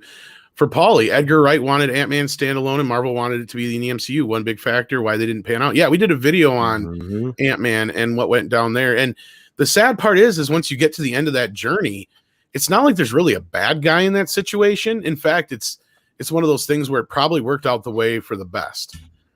Because the movie that Edgar Wright wanted to make was 10 years too old already. Yeah, that's exactly right. So on that one, and I was very clear when I did that video, Kevin Feige did nothing wrong. He did the right choice at the time because he had the universe to build. And you can't build a universe with filmmakers that won't make their pieces line up. And the thing with Ant-Man is that it was a movie that was supposed to have been made 10 years earlier during phase 1, and then everything got in the way. And then when it could be made in phase 2, well, then Edgar Wright still wanted to do his phase 1 movie, whereas Kevin Feige couldn't do that. And guess what? Kevin Feige was right, because he had the bigger plan there. And this was before they dropped the ball. So I will defend Kevin Feige in that decision. It also doesn't help that Edgar Wright kept doing other things instead. Half the blame is on Edgar Wright too. That's the other problem, because and part of it I feel bad for him because The World's End was a movie he wanted to get done for various reasons, and not to get into all of that. So you can't really blame anybody in that situation. And that's the thing, is outside of the Patty Jenkins situation, that's like the worst of the director's stories I've heard come out of Marvel. Well, so, and, right. And as we, I don't want to go too far off, but it seems that the more, lack of a better word, successful independent directors that these guys grab for their big time movies, it's problematic, and these directors never do these films again, or they. Well, Peyton Reed's returned, Mark Webb's returned, the Russos have returned several times over. Well, it depends on what kind of team players they are. Now Favreau, on the other hand, bro. Yeah, exactly. Now Favreau is a great example of what you're talking about. He did come back for Iron Man 2, but after that mess, he never directed again for them. No. But he's obviously friendly enough with them that he stuck around to play happy. So I mean, it was more probably just like a amicable thing or whatever, to where just like, yeah, I'm not going to work in this, because that's where they butted heads. But a lot of people have said that Favreau's, knows how to be a company man when he needs to be. He does, and that's where he probably knew I'm not going to be able to make the movies I want to make, so I'm not going to do it anymore. And that's where I think they butted heads on Iron Man 2, because he kept having to deal with all this other shit, and his movie got lost in the mix of it all. And that's where he's played it right too, because Disney bought Star Wars, and now look what he's done with his own branch of Star Wars. But that's a whole nother thing. But because that's where Favreau's smart. And I will never say that Favreau's like, at best he's a 500 hitter. He's not a 700. Good.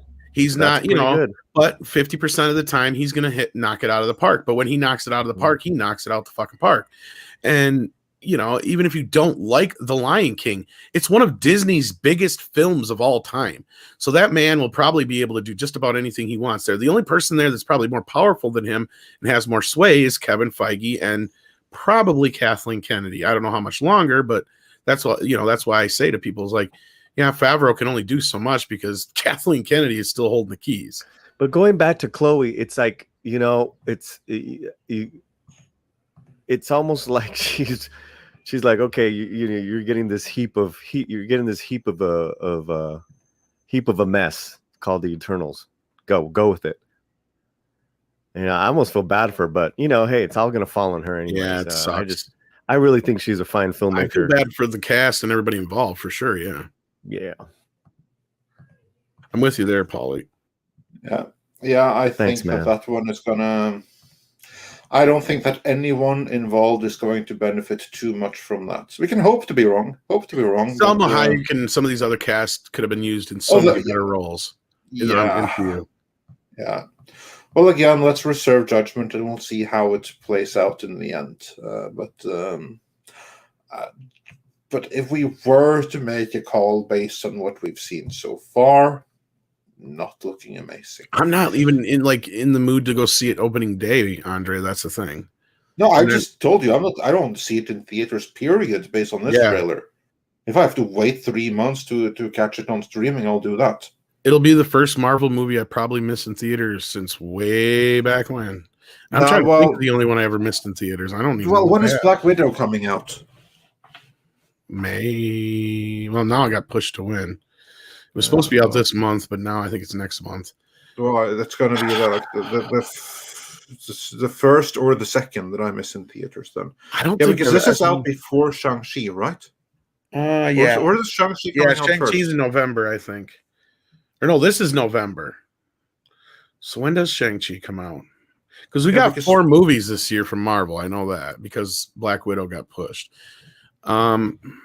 Right? Because we got Black Widow, Shang-Chi, this, and there's another one, isn't there? Because Thor comes out yet this year too, don't it? What? No. Or is that next year? No, I think that's next year. That's next year? Okay. I swear there's another, because I thought we got 4 Marvel movies this year. Are you thinking of Venom? Maybe I'm thinking, but no, Spider-Man, no. Spider-Man comes out this year. Right? That's good. I don't remember. Ain't it, I think? I don't even care. That's the thing. This one is the Spider-Man I actually give a shit about. I was let down by the last one, but I'm kind of looking forward. No, we got Doctor Strange this year, don't we? No, I'm pretty sure that's next. What the fuck year? I don't even know anymore. I gotta look it up. This fucking COVID shit has threw me all off. And Paulie knows what I'm talking about because you fucked up how many times now on what month it is? Well, it's been real. We have the internet, so we can find out, can't we? Yeah. Let's see then. According to Bud Boy, Doctor Strange ain't till 2022. Yeah, that's what I meant. But Spider-Man, I'm pretty sure is out this year because they're done with that. Yeah. Eternal Shang-Chi. Shang-Chi is scheduled to be out September 3rd. And before then, Black Widow is July. Black Widow is July. Shang-Chi is September. Eternals is November, and Spider-Man doesn't come till December. Thank you, Willie. Yes, there we have it. December 17th. And then after that, it's Doctor Strange, a movie I was more excited for before learning that it was rewritten in the aftermath of WandaVision.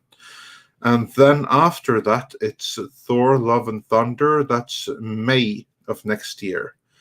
And then Black Panther, Wakanda Forever is July 8th next year. And The Marvels is November next year. And then we have Ant-Man and the Wasp Quantumania, which honestly is beginning to sound like the most fun so far. That's in February of 2023. In other words, we have a rough year ahead of us where Marvel movies are concerned.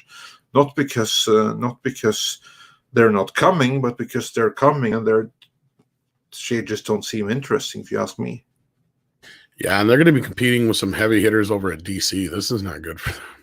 Yeah, this might be the time. Of course, DC have their own problems. They have their own problems, but this could be their chance to shine. That just reminded me, did MODOK come out this weekend or something? I think so, and I didn't care to see it. I don't know anybody who did watch it.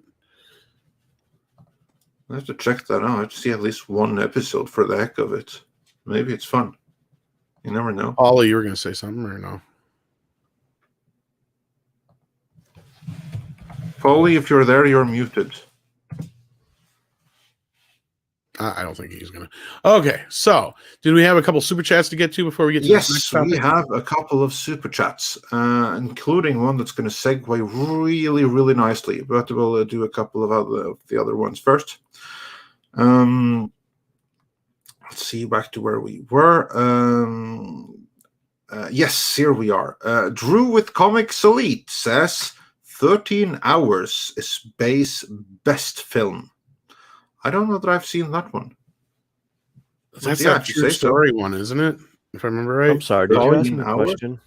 We did before, but we're past so that. sorry. We forgot what it was, so it wasn't a big deal. Okay, sorry about that. 13 Hours, The Secret Soldiers of Benghazi. I actually haven't seen that was a true story, I believe. Yeah, probably. I mean, he does like true crime stories really well. Same with that bodybuilder thing with Mark Wahlberg. That was also really I cool. avoided that one, but enough people have told me that it's good that I might. It's awesome. I loved it. And I mean, it's not that I hate Michael Bay. It's just the motherfucker has destroyed some of my favorite things in life, and I just. But this was a really cool movie, so I recommend that one. Just, I mean, like Nightmare on Elm Street and Ninja Turtles are two of my jams, and motherfucker fucked them both up.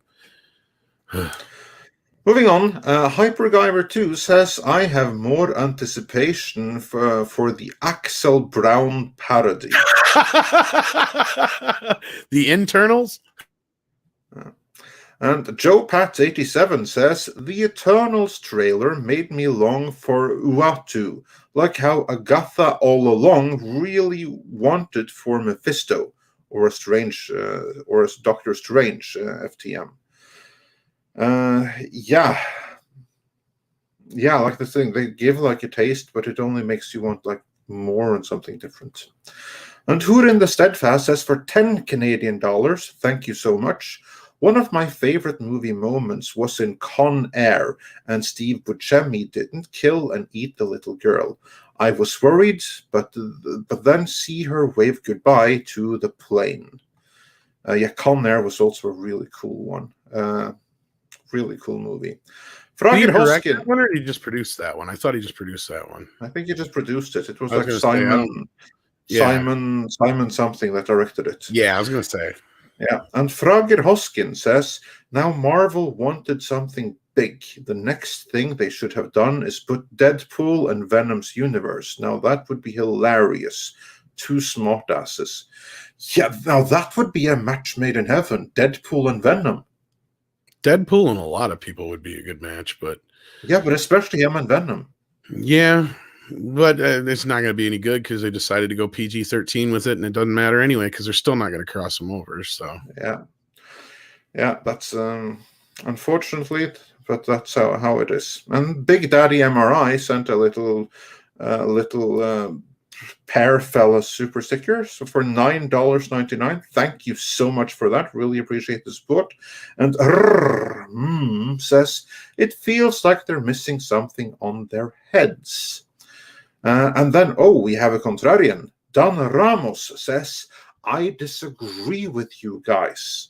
I think the Eternals trailer is great. First good nap I've had in days, and it was cheaper than melatonin. I see what you did there. I mean, see what you did there, yeah. Yeah, and elaborates on the super chat, says the Eternals promo photos seem like there's something missing from their heads. Feels like their costumes are incomplete. I just don't like the costumes in general. They look bad. I agree. I think that what we've seen does look incomplete. It looks like something that's like not finished rendered. So I see what you're saying. Well, and that's the thing is, after that photo, considering a lot of their stuff is probably done in CGI or they could fix it in CGI, I can't believe they didn't go back and do something different, like with the costumes. She like pulled a Sonic. Anyway, you're gonna say, Paulie? Sorry. In the production notes, Chan was going for a lot of natural filming, so that goes against CGI, cheap CGI filmmaking. But the costumes do look lame. They do worse than. Yeah, it looks bad. I don't think there's anything else other way to put it. Quintees says they lack fake nipples from Batman. I'll tell you, I'll go one better. These costumes are just like one big bat nipple. Like in general, like they're just that bad. It's cosplay. It's cosplay. It's well, I think that's an insult to cosplayers everywhere. Yeah.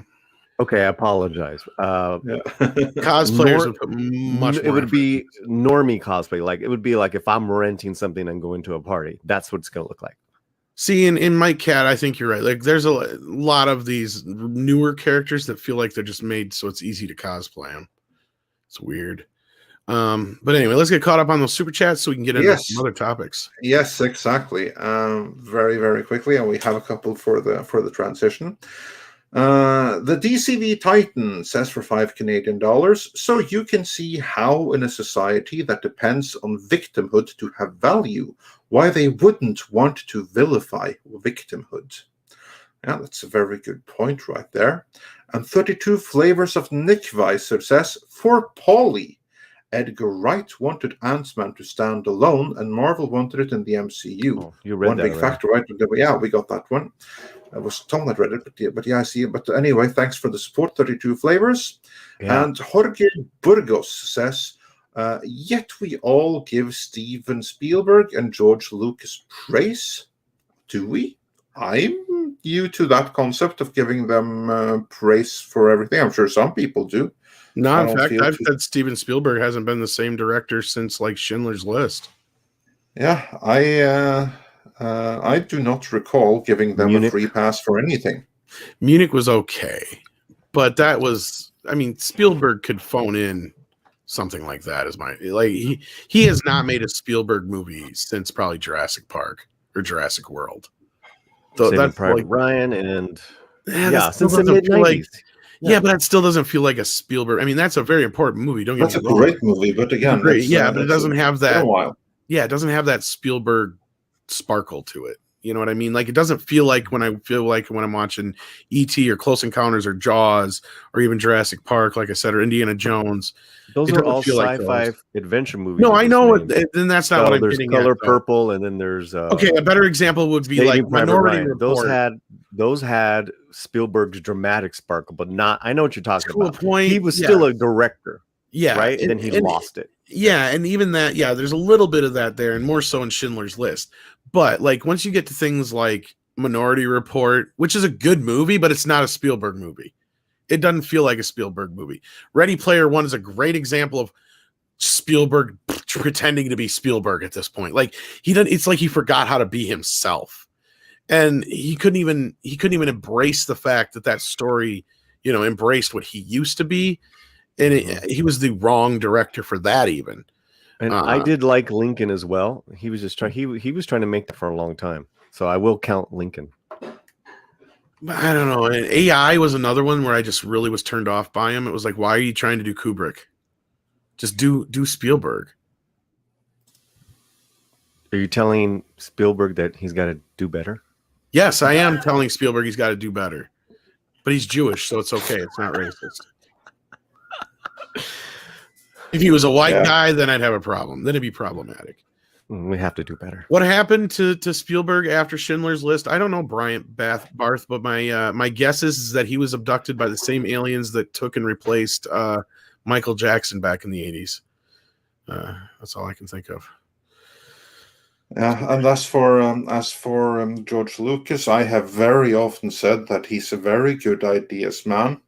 But he's terrible at executing his own ideas. He needs someone to keep him in check. Case in point, the original trilogy. Yeah, it's so good not just because of him. Marsha deserved probably as much or more credit than he did. He deserves all the credit for the prequels, which again had an excellent concept, dreadful execution. So yeah, none of those are above criticism in our book. The best work that those two have done has been together, probably. And even though the Indiana Jones films are not my favorite Spielberg movies, but just those two working together was just fucking lightning in a bottle.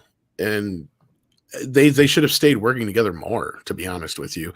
And I know Lucas wanted Spielberg to direct for him more, but Spielberg just was like really didn't want to take on Star Wars at all for some reason. which is a shame because if he had helped out with the prequels, that would have been something special. And of course, there's West Side Story coming up.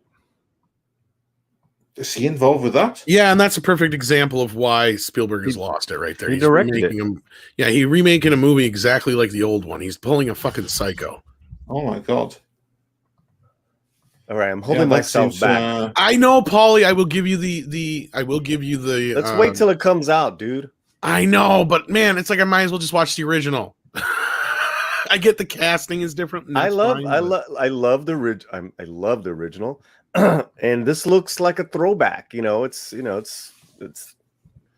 I think I liked the trailer. Looked great. Can I say this without it sounding wrong? It's below Spielberg to do this. Does that make sense? Like, he should know better. This is something for an up-and-coming director to take on, or better yet, a Latino director to finally take on, maybe. No, that's In the Heights. That's different. This is a throwback musical from the 50s. The original. Him and I believe was a favorite of him and his mom. So it's actually a homage. What do you call it? Paying tribute. Yeah, homage. Homage. That's the accepted word for ripoff. So yeah.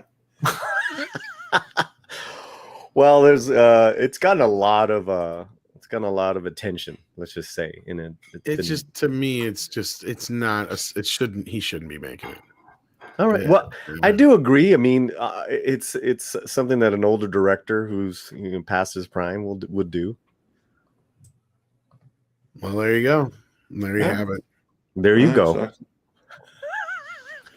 All right, and with that, I'd almost rather him had made E.T. 2. You hear me, Steven? What the fuck, dude? Well, wasn't E.T. in one of the Star Wars movies for a second? Yeah, for a second. That was pretty cool. Yeah, that was pretty cool. Yeah, it was also pretty cool when Uncle Scrooge was in the Indiana Jones movie.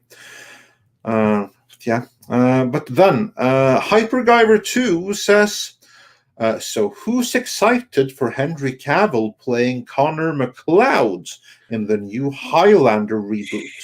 Who do you think will be the Kurgan?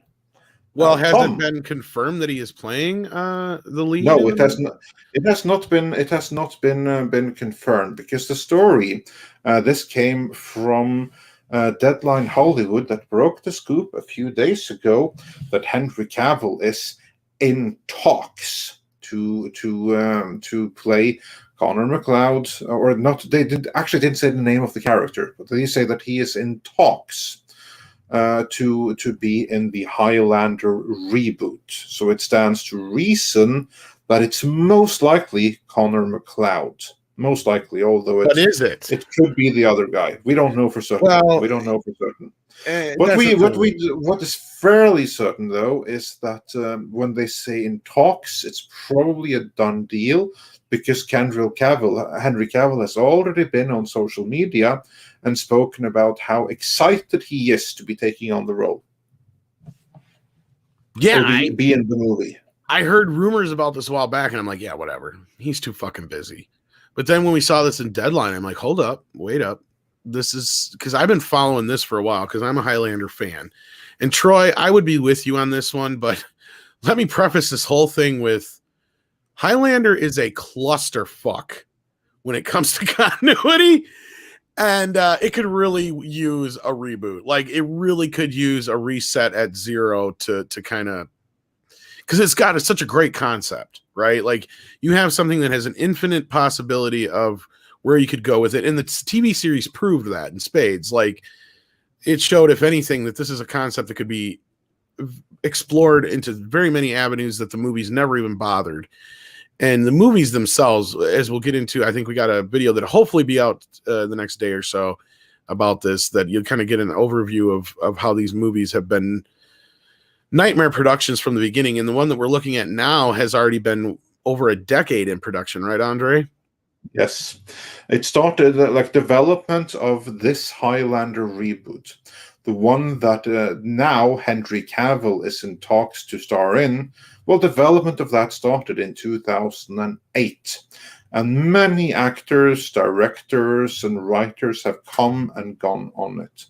So it'll be interesting to see if this iteration actually sticks and makes it all the way to production. Yeah. And another point that's brought up, I don't know if I remember if it's in this version or not now that I say this, briefly, is what character will he play? Is he going to play Connor MacLeod or a facsimile of, like they may just make a new character that's the lead character? Is he going to play the Kurgan? Is he just being brought on to basically play like the Sean Connery role as a mentor, and they'll have some other young actor come into play, the main part? I think that's the main question. I don't see him playing the villain, though. I really don't. Do you, Andre? I mean, you don't bring I don't, because they have of the people that they have been in talks with so far for the Kurgan, they have all kind of like looked like villains. Yeah. The first one they wanted was Vinnie Jones of Snatch and Lock, Stock and Football Hooligan fame. Which would have been a good choice. Then they wanted Ray Stevenson, which also would have been a good choice. Dave Bautista was in the running for a long time. I think he actually signed on in 2015. Yeah, and if he's still there in the running and stuff, I don't know. But not a horrible choice, but I don't know if he can play Robert Bautista as Kurgan. I don't know if you were saying or asking, but he was in the running for a very long time.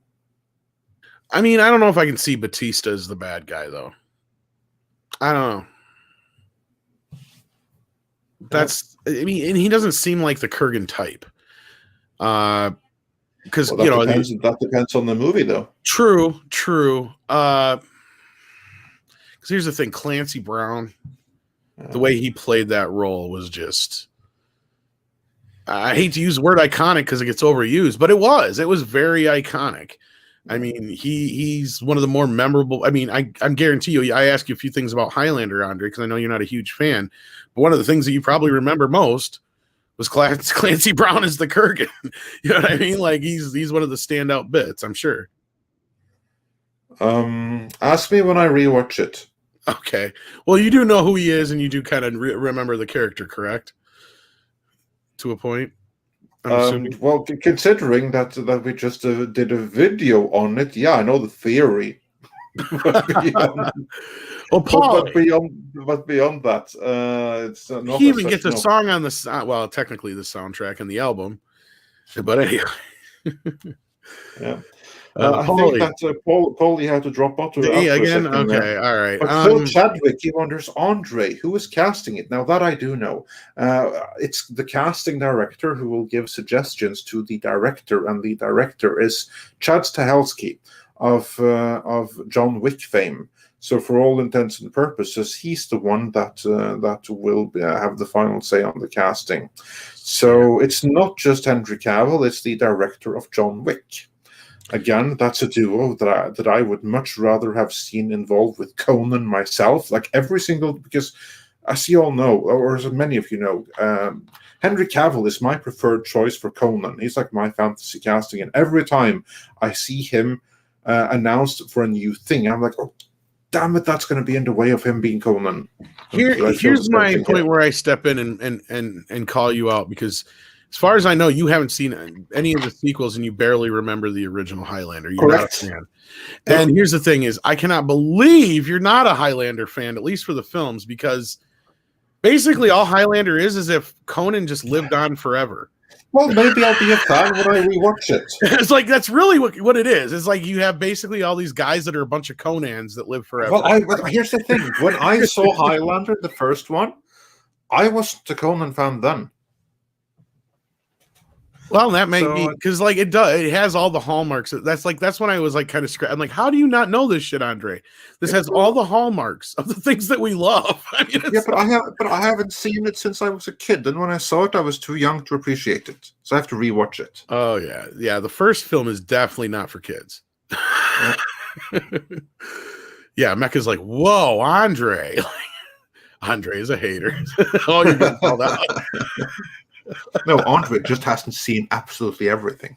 Well, that's So one yeah, we I need definitely to got to get get on put on the list. Even though you have seen it, I still think we could put an I asterisk have to. next to that one. It's been so long since I saw it that it doesn't count anymore.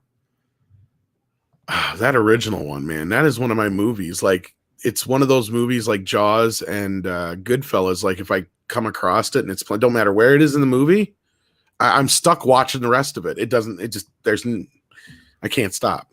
It is what it is. Yeah. You know, just one of those movies. I will watch it over and over and over and over and over again. Now, that, of course, is Now Now. Paulie's back. How do you feel about Highlander? First of all, now, pendejo. I mean, I just love Tom Connery saying pendejo. oh, Remember the first one? Oh, Andre didn't see it. He played a New Spaniard. Spaniard. Right? Yeah. And he said the Yeah, he word plays a pendejo. fucking Spaniard. Right. So when I was little, growing up, you know, you just like were like, you know, anything in the films where it's like you kind of like were familiar with whether it was Sean Connery saying pendejo or Sam Elliott saying mijo in Roadhouse, you're like, oh, that's cool. Henry Cavill. Yeah.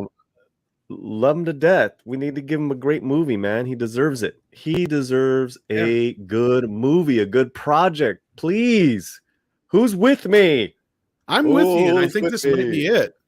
What are you Because talking about? Highlander's like, I mean, it's kind of been dead for a while, hasn't it? No, I think it's under. But here's the thing with Highlander, and this is kind of what I was getting to because you probably missed some of this when you were gone. Was we were working on this recent video, as I kept saying, Andre's like this series has been cursed because it has so much potential, but it constantly has people working against it. Like no matter whatever is going on, this movie, the movies in the franchise just couldn't catch a fucking break outside the series. And I think that may be where they're headed with this because, as we know, Henry Cavill is very well known for making uteruses explode. And what's something that I kept bringing up, Andre, about the TV series of Highlander? You brought up that it has a very significant female following. Yes, because of that fucking TV series and Adrian Paul. So I wouldn't be surprised if they're going to kind of push this more in that direction, because they also had one point. I don't know how involved they are anymore because they did bring on a new writer, as Andre dug up as well. But there was one of the original series writers involved in this at one point. So I'm having a feeling they're going to kind of lean more towards that direction than they are kind of the original film, which I'm not so happy about. But at the same time, it just goes to show what we've been saying. And as long as they do this right, it's going to prove our point. And that is that women will go to see man action movies. You know what I mean? And if they do this like one of those kind of films, I think it'll work. Someone said in the chat, Antonio Banderas for Connery's role. That would be fun. Or even the Kurgan. You know who else would be really good for the Kurgan? Would be Benicio del Toro. For the Kurgan? Fuck yes, he can play a dark ass one, man. I mean, he's a little past his prime, Benicio. Is he? He was just in The Last Jedi. He was fucking sucked in that movie, dude. It's not his fault. he was horrible. He was like barely recognizable as Benicio. There's a prime example of the wrong Tom actor Hardy, working yes. with the wrong fucking Tom director. Hardy. Tom Hardy, hell yeah, is too big for that role now. That's yeah. Well, I mean, you know, the Clancy Brown energy. That's what we need, because, you know, Bill Murray. Bill Murray would be great. Yeah, but no, I mean, I think someone said, you know, they're with me on getting Henry a great film, but not a remake. Okay, well, something original. I mean, Hollywood is out of original ideas, guys. Come on, we can already know that. Well, and this is again, and I reiterated before you got here. Also, I'll say it again now, or I'll reiterate now. Yeah. This is one of those franchises I'm not opposed to them rebooting. Like, this thing has been through so much shit, and the continuity is all over the fucking place. That it has a great potential. Like, you could make a great franchise out of this if they ever actually had a singular vision to kind of run with it, because all the films and stuff have always been interfered with behind the scenes. and they were just destroyed through the editing and all the politics bullshit with money. But I mean, didn't you just back up what I initially said that Highlander has been dead? It is dead, but it's not dead. Like, that's the thing, is it has potential. It could be revamped. It's not like one of those It's got a cult following. It does, right? but it's not big enough to where you couldn't revamp it without everybody losing their fucking minds. Right. And it's been a while. Mm-hmm. It's been a while. So it's not like, they're doing Spider-Man every 10 years. Yeah, no. I think that that the Highlander is probably kind of like where Battlestar Galactica was in 2003. It was a property that, it had its fans, but at the same time, a new take is something that could be seen as very exciting. And with the right people in front and behind the camera, it could take it to a height that the original never was. Right. Because the Highlander was never a huge thing. I mean, no Highlander movie was ever like a certified box office hit. The best one did okay. The only reason, as Tom pointed out, is that the only reason the franchise even happened, because the first one, it underperformed in theaters big time. But it was in the middle of the VHS. Actually, all the movies lost money, actually. I'm gonna exactly. I'm gonna, just going back to the casting, because they'll probably mess up Kurgan, right? And just kind of like go for, the look of it. Like the look of Bautista. I don't know if he can pull it off, right? Not like a Clancy. Well, but, Clancy made it so punk rock. He was a punk rocker, man. Yeah. His energy, his vibe, throwing his tongue out to nuns or in the church, all that stuff. And then I think of Ramirez again, and it's like, well, would be a fantastic Ramirez is Viggo Mortensen. Viggo grew up in Venezuela. He's fantastic. I mean, that would be amazing. And then a younger, I actually would go with Viggo, but we don't live in that era right now. Like they're probably gonna cast a Latino, but Viggo is. They'll probably get. My guess is they'll probably try and get Antonio Banderas. If you want my guess, and they'll do that as to kind of pay homage to him being Zorro, and he's getting to that right age. I think he's older enough than Cavill, especially if they like pepper him out and all that kind of crap, like make him look kind of the same age Sean was when he did it. I think it seems that people like the idea of Banderas, and he's been kicking ass lately. He seems like the logical choice anyway. In his age, and he's still not like viejo to where he can't pull it off. That'd be good. The only other suggestion I would have, and that is if you're going to change the nationality of the character and it doesn't matter, bring in Arnold Schwarzenegger and have him play that role, just as not the same character, but a similar character. You know what I mean? Like to kind of. I mean, he's so grandpa now. But it doesn't matter. Ramirez was the older. That's the thing with Ramirez is he knew he was never going to win the prize. But Connery was real virile. Like he was. Like he was really, really, really rugged, man, and he was wonderful. Like just you believed that he could still fight. But I think Banderas has that still.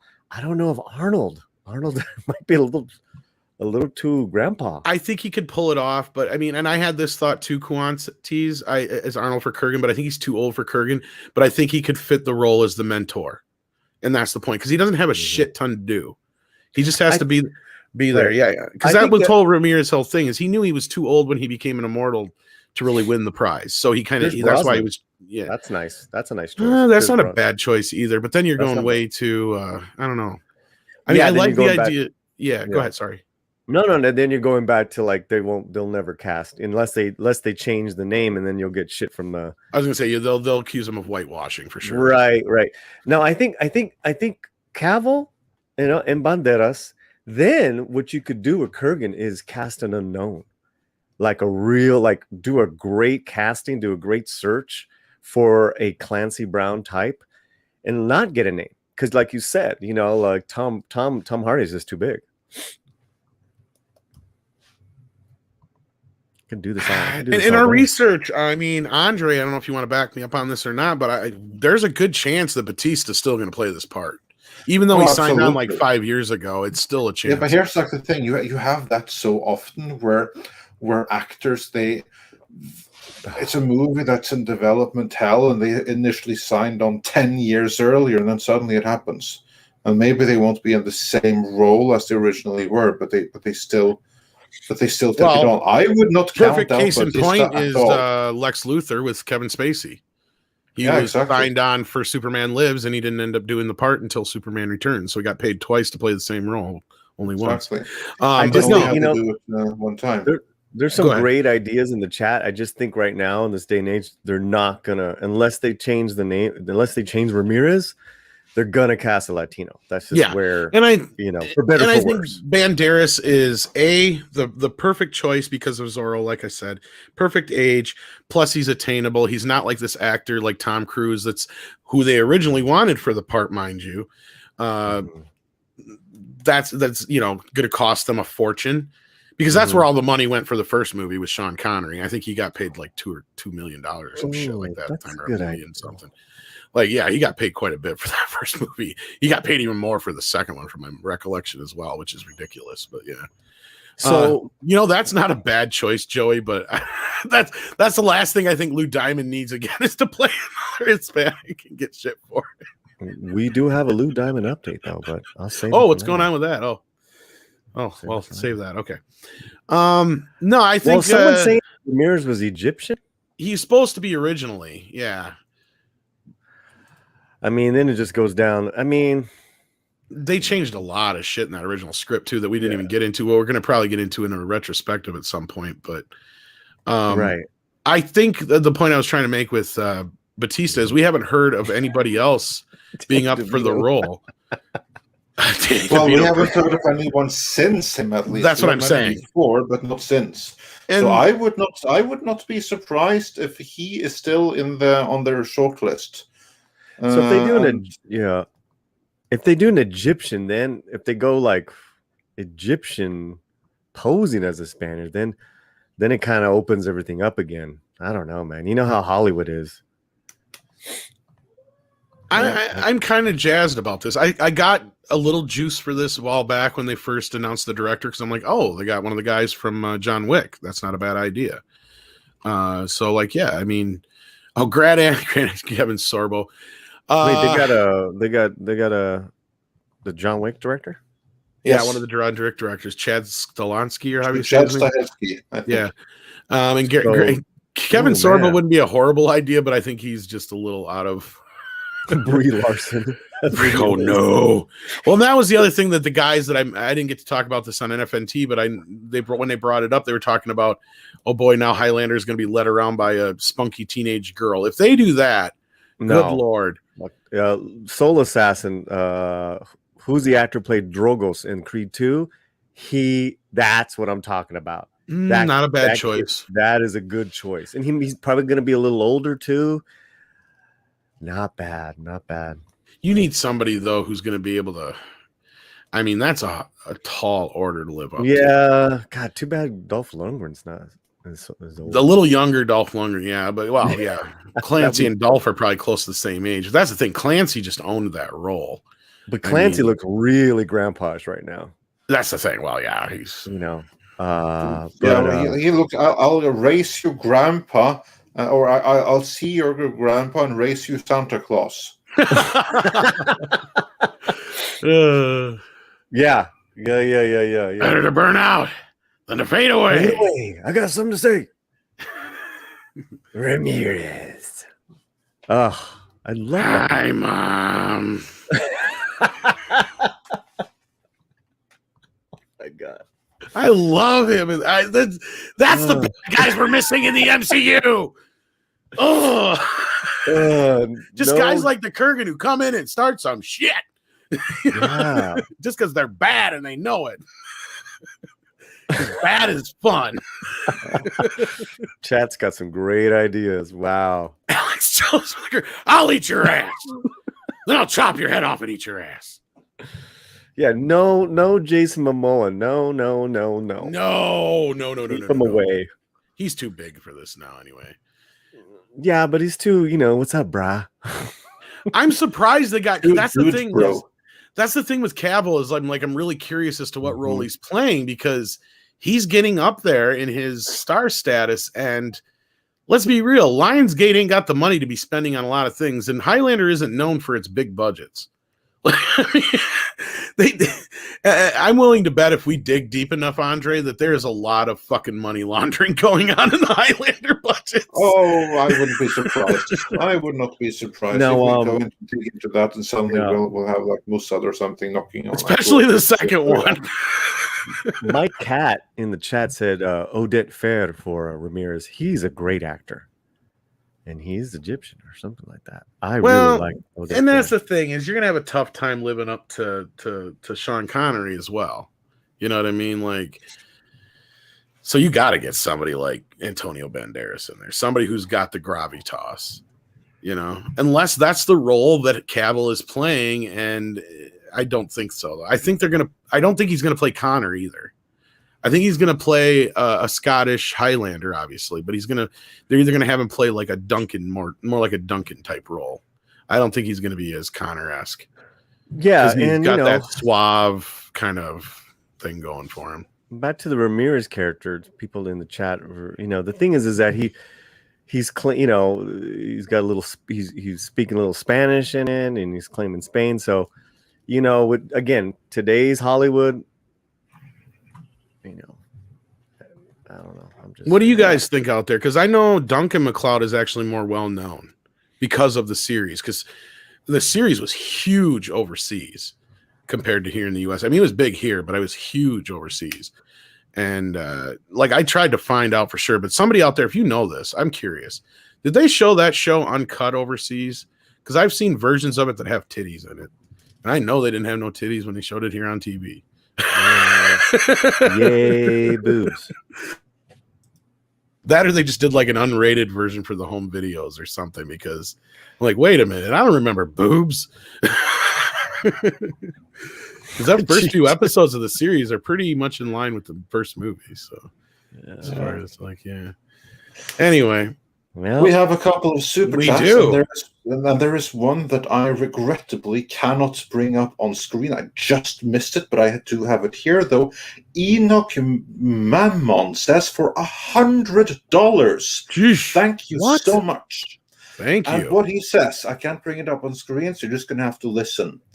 Enoch Mammon says, my parents loved Highlander so much that they named me after the main character, Connor. Wow. My martial arts teachers were also fans and would yell out, there can only be one during fights.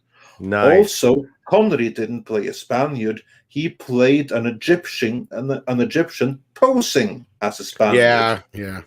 That's a very cool story, Enoch Mammon, or very cool experience that you shared with us, I should say. So, yeah, and that's awesome. How cool is it to be named after Highlander? That's cool. Awesome, and thank you so much.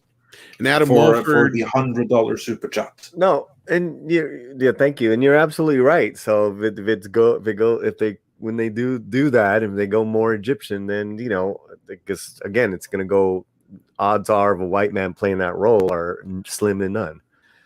Yeah, that's all I'm saying. It's like whether it's going to be an Egyptian or who they might go with then. He who I don't remember the actor's name, but he who played Jafar in the Aladdin remake. Oh no! Yeah, well, he was good. Okay, I'll be right back. Hold on, guys. All right, no problem. And yeah, Adam Wolford, thanks for confirming this for me. I figured that much. But yes, thank you so much, Connor, or should I say Enoch Mammon, if I could say it right. Your other name's easier to say, sorry. But yeah, that's an awesome fucking story, man. And see, Andre, I told you, there's a lot more Highlander fans out there than you'd think. Yeah. No, I'm sure. Just because I'm not one of them doesn't mean they don't exist. I'm curious if I gotta think Critical Drinker's gotta be one.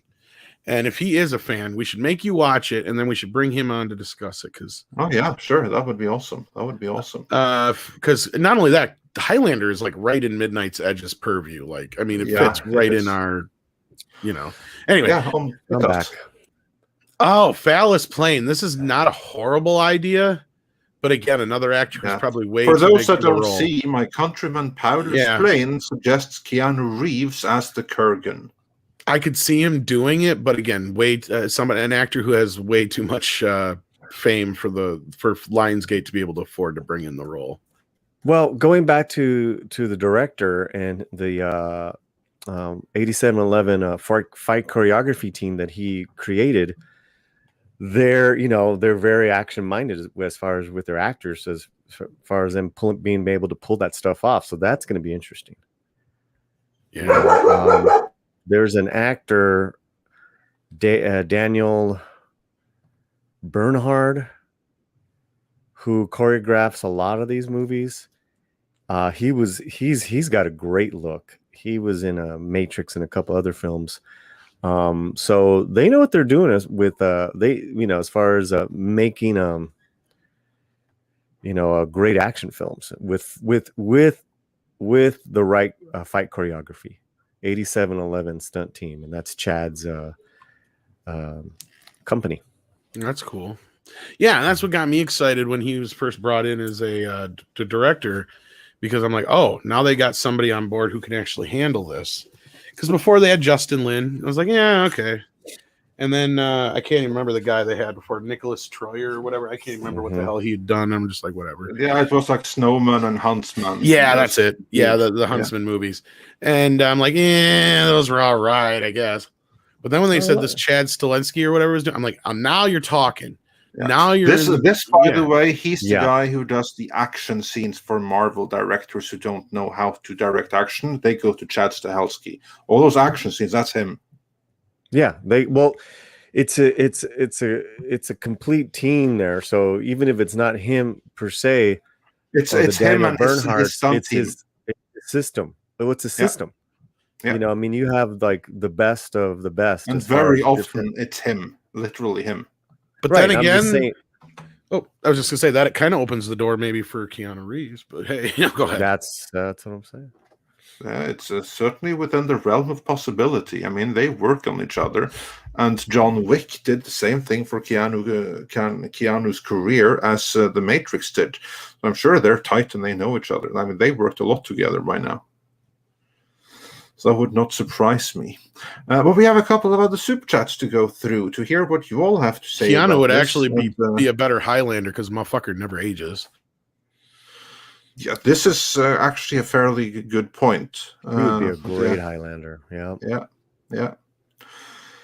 But yeah, moving on. Troy Pacelli says, Tom, in fairness, given the backstory of how Spielberg came to do AI, there is a good reason he tried to honor Kubrick. True. And Big C says for $10, the biggest problem with the Eternals is apparently they've been among us this entire time, but didn't help with Thanos. Where were they? I don't know. Cutting their fingernails or something, I guess. That's kind of like what it looks like. Yeah, we brought up that point too. And Tom, when you wondered who was excited for Henry Cavill as the Highlander, was very quick to answer. I am. I would love Cavill in Highlander. And then later, she also sent like a Cavill super chat with hearts surrounding the name Cavill. So I'm sure there's a lot of women that agree with you. I'm sure. And Loki07 says for $20, thank you so much. Spielberg could have done a modern retelling of West Side Story. I've heard that Spielberg didn't exactly get a great reception in Puerto Rico when he went there for casting. I've heard they kind of told him to kick bricks. I don't know anything about that, but yeah, maybe. I want to be positive for Paulie, so I'll just keep my mouth shut. Yeah. And Hyper Guy. Yeah, I what do you do know? know. I do know Rita Moreno had to give some extensive rewrite notes when she got the script, which was really weird. But anyways, Yeah. And then we have, let's see. Then we have Hyper Guyver 2 suggests a Highlander watch party. And yeah, that's probably going to That's happen. what I was thinking. Yeah. I don't know about a watch party so much, but we'll make Andre watch it. Yeah. And then we'll see if like Critical Drinker or something like that will hop on and talk with us about it. No, that would be I cool. love me some Highlander. And Eber B-Man says John Wick has slight nods to Highlander. The no fighting on continental grounds is like the no fighting on holy ground, like Highlander. Interesting. Yeah. And Joachim Stark says for 20 Swedish krona, give us Momoa and Cavill. Tango and Cash movie. Tango and Cash with Momoa and Cavill. I can see that. You know what? Trade out Momoa for Chris Pratt, and you got a deal. well, no, I was saying trade out Cavill Maybe. because you need comedic timing. Yeah, but I'm not as big of a fan of Momoa's as I am of Cavill's. Like Okay, I do trade the two of them out then for Chris Pratt and for Ryan Reynolds. You got the winner there. Oh, hell yeah, I'm down for that. Whatever that is, I'm game. Yeah, that's a good one. and you just need to find someone to replace Robert Zadar, and then you're all good. And Troy Pacelli says Banderas for Ramirez. Yeah. And Valiant Renegade says we need a SpongeBob episode where SpongeBob is MacLeod and Clancy gets to do a legit Kurgan as Mr. Krabs. Money. That's a good idea. There's something wrong with that. With Valiant Renegade. How can you cut off SpongeBob's head though? He has no neck. Oh, I'm sure he can try. And Stephen Otten says Highlander is mostly dead. Well, actually, I have to agree with that because, like, the main franchise ended in 2007, and since then they've been trying to get the remake of Grounds. Yeah. So I agree with the mostly dead, but and even that, at least. And even that TV movie in 2007 was almost 10 years since the last thing. So 7 years anyway, at least. So. Yeah. Maybe a couple years after the Mythos web series, but I never even saw that, so I couldn't tell you anything about it. And Warwolf says better to burn out than to fade away. Indeed. Got something to say. And then we have, let's see. Adam Wofford says, if the movie is good enough, you could make 3 movies and make the Kurgan the main villain in the 3rd one and have the 2 other villains from the other movies where Connor has takedown. You know what? They're actually developing a trilogy, so you could be onto something. I would be surprised if they save the Kurgan as a Thanos level event for later on. Would not surprise me in the slightest. And that's the problem they kept running into after the first film is when you kind of put a finite ending on the first movie, it opens the door or closes the door and opens the door for problems. Because, that's where they had the whole idea with the second film. Let's make them aliens. It's like, oh, fuck. Yeah. No, it was just, the first movie wasn't technically The Gathering, I guess. Is all you got to kind of just ignore that talk. Yeah. But even making something like The Gathering a final kind of battle really does kind of put a point on it to where you really got to build up to something like that. I mean, I don't know. That's what I'm saying. There's so much room for things you can do in this universe. Yeah, indeed. And then Ben Graciano says Victor Vargas of Mayans for Kurgan. A certified badass, former Army Ranger, and can do the look bad guy. Not familiar with him, but sure, so that's an interesting suggestion. And Perilous Plains as Keanu Reeves as the Kurgan. And Mexican Iron Man, our good friend, says for $15, muchas gracias, amigo. And he disagrees with the earlier post. And he says, Paulie, Highlander is not dead. It's the greatest ever, including TV and movies. Don't judge me. I love Highlander as much as my other guilty pleasure, all Alien and Predator flicks. Well, I guess we know who's probably going to join us for that then too. Yeah, exactly. On that note, let's use that to segue into the final main topic of today. And I'll just say Tom, that I sent you a link in the chat, and Paulie, go and say what you. Oh yeah, saying. Mexican Iron Man. It's dead as Dillinger. It's been dead. That's why it's a good idea to bring it. Get in here and back me up, Mike. No, it does need revival. That's for sure. It's a perfect franchise to revive. That's all I'm saying. It just never met its potential. I mean, it was completely. I mean, you mentioned the 2007 movie. I had no idea there was one. Yeah, it was. It's called The Source. It's hardly available in the U.S. I had to import the Blu-ray. That's like 20 years of nothing. It's got Adrian Paul in it. Actually, it's more than 20 years of nothing. The last theatrical movie was in the year 2000. So it's more than 20 years of nothing. So I go back and the last good movie was more. No, I'm not arguing. Actually, the last good movie was 1986, wasn't it, Tom? Highlander Final Dimension isn't horrible. Wow. It is actually probably one of the.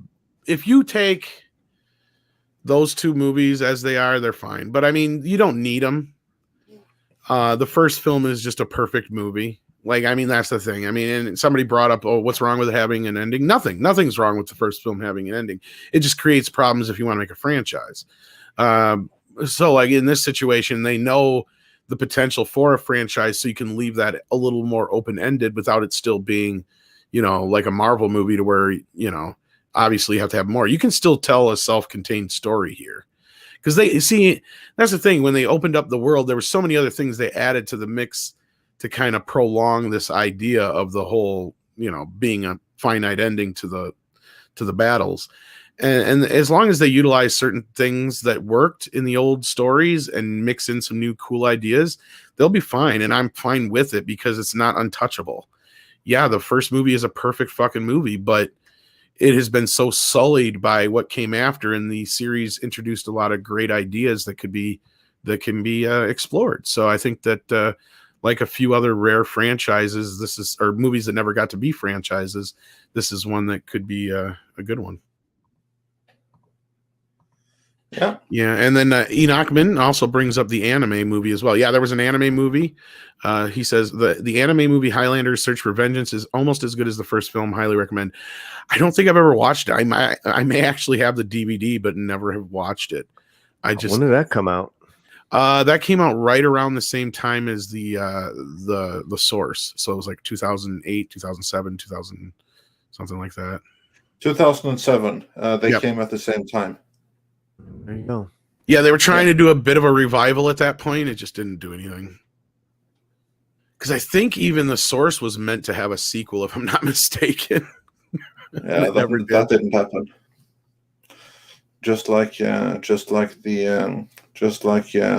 of the Incredible Hulk was also meant to have a sequel, but it ended right there. Well, that they actually ended the way they did on purpose because they knew it was coming. So yeah. Sadly, they knew they were going to be losing Bill Bixby. So yeah. And with that, let's head into the. Did next we get main Warwolf topic. super chat? They were curious. Which one? We did Werewolf. Which one? Warwolf. Warwolf. Is that a recent one? I'm not sure. I'll do a check. Warwolf, you said. Yes. Okay. Because I don't recall. I do recognize the name, but I don't recall if we got the Warwolf. Yes, we got that one. Okay. Better to burn out than to fade away. We got that one. Yeah. Better to burn out than to fade away. We got that one. Yes, we did indeed. And yeah, I mean, well, I don't think that I think that does kind of, the Highlanders franchise did burn out quickly, but it never faded away. There you go. How's that for your answer, Paulian, if it's dead? Yeah, and while we're on Highlander still, since we went right back to it, Master Clockwork says, just be thankful this isn't old Hollywood. they'd probably cast John Leguizamo as Ramirez. Oh shit, Paulie might like that though. I think Paulie's still BRB, but yeah. Then you have you got the one from Enoch Mamon, right, about the anime movie Highlander. Yep, we did. And thank you again for the donations. Yes, thank you so much to everyone that sends in super chats and super stickers. We really can't thank you enough, because literally that is what is keeping the lights on. So we really, really appreciate it, and we try to catch other comments as well, as you all know. But that way they do stick out here, so that we definitely manage to catch them, although we try to catch other comments as well. Yeah. And then the final one we have right now before next topic. Just David says for $10, thank you so much. Call back to Marvel villains. In the comics, the villains are used to mouth political points the creators want to vilify. Heroes act like villains. You may be glad they killed off the villains by now. Yeah, this is true. That's actually a very good point. When the creators themselves become deranged, and they infuse their own virtue signaling and politics into the stories. I mean, just look at what Ta-Nehisi Coates did with Red Skull. He made him into Jordan Peterson. That's actually really a really good point. So the Red Skull in Marvel Comics right now is someone that will tell you, if you see a cat in the street, pet it. Clean your room. It's good for the cat, and it's better for you. Daniel, Henry looks more like Duncan, though. Yeah, that's kind of the point I was bringing up before too. And with that name, I'm gonna jump the gun and assume you may be a woman. That was another thing we pointed out, is that Highlander always did have a very high count as far as the female fan base, and mainly that was because of that TV series and Adrian Paul. Speaking of sexy men, though, ladies and gentlemen, the one, the only, Mexican Iron Man. Hello. Hey, how's it going? Like last week. You cut out there, Mike. We didn't hear you. Oh, can you hear me now? How's that? Is that working out okay or not really? Little digitized, yeah, but we can hear you. Okay. Let me know if it's not working out. I got a really nasty echo. Well, we don't have the echo. We have lots of background noise, but no echo. So as okay, hold on. I'm here to back up Tom and let him know he's the greatest analyst of film and characters of all time. I'll be right back.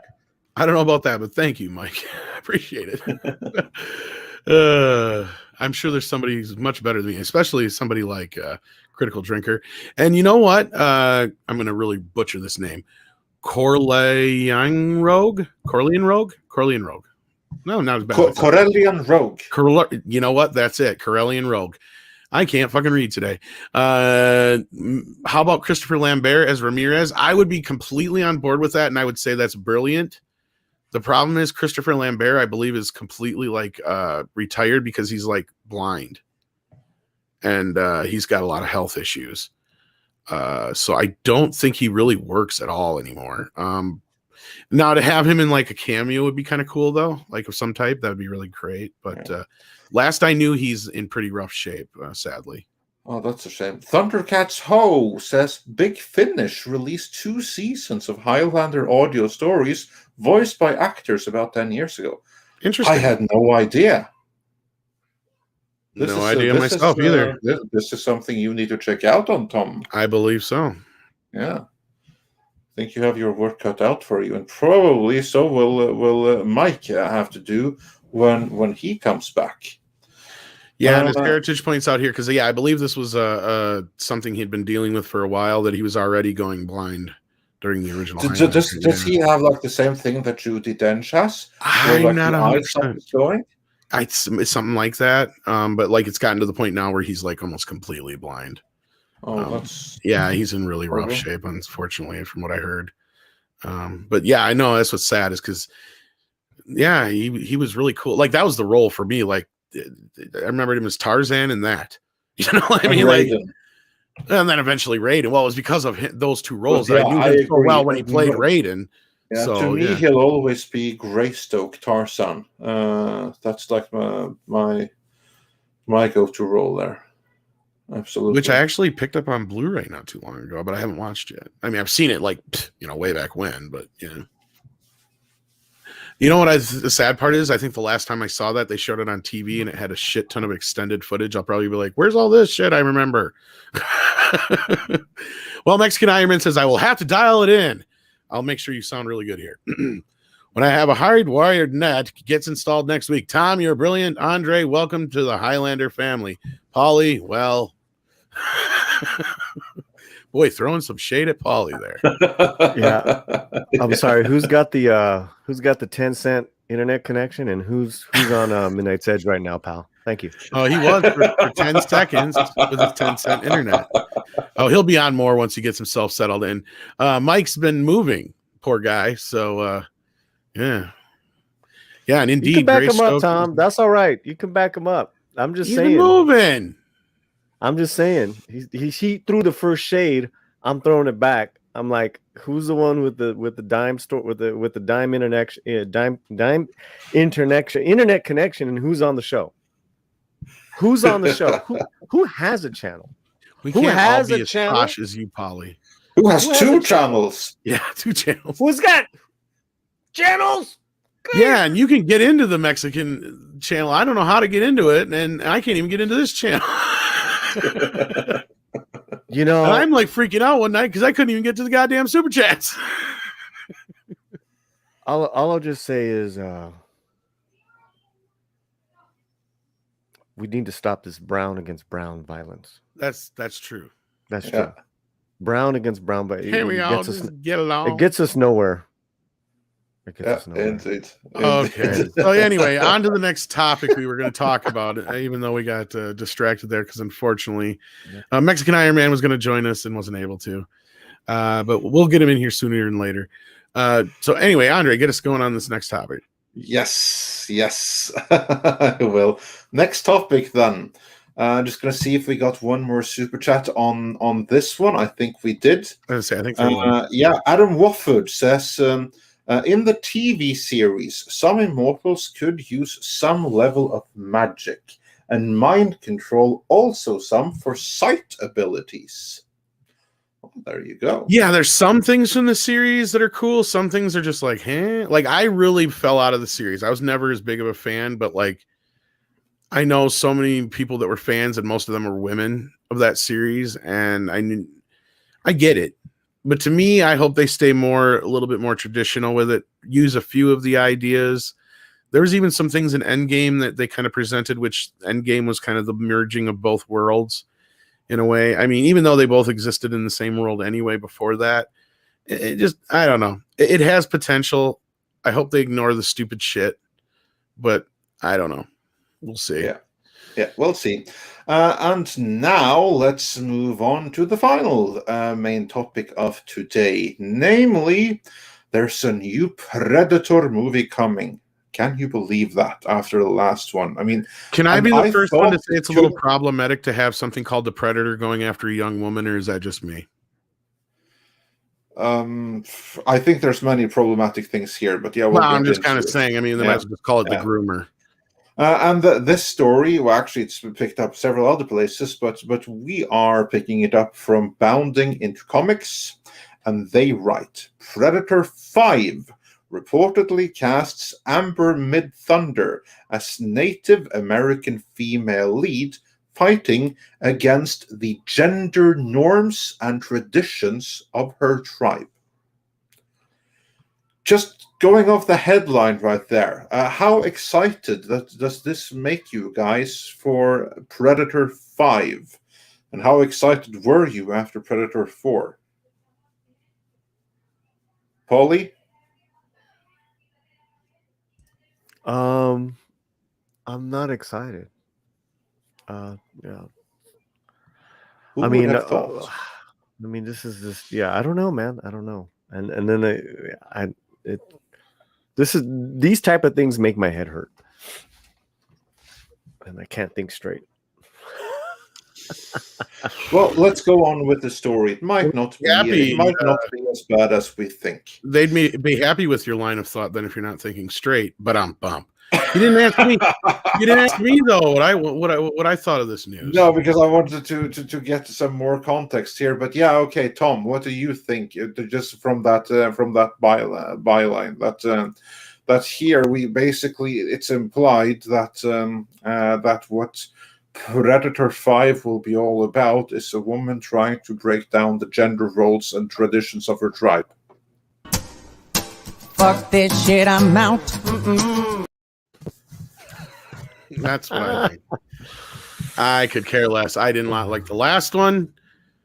It was a perfect trilogy. Leave it the fuck alone. It's done. It's over with. We're done. Get over it. Yeah, I wouldn't call it a Moving perfect on trilogy, but the 3 movies we got that are decent, you can call it a trilogy, right? Right. Yeah, I guess. Personally, I only like 2 of them, but that's just me. But Predator, those 2 Predator 2, and are Predators. Yeah, no, Predator, the original and Predators. I like Predators. Oh, you Apart don't like from that, Predator 2, that's right, because you like No, the I don't comic like version Predator better. 2. I forgot about that, yeah.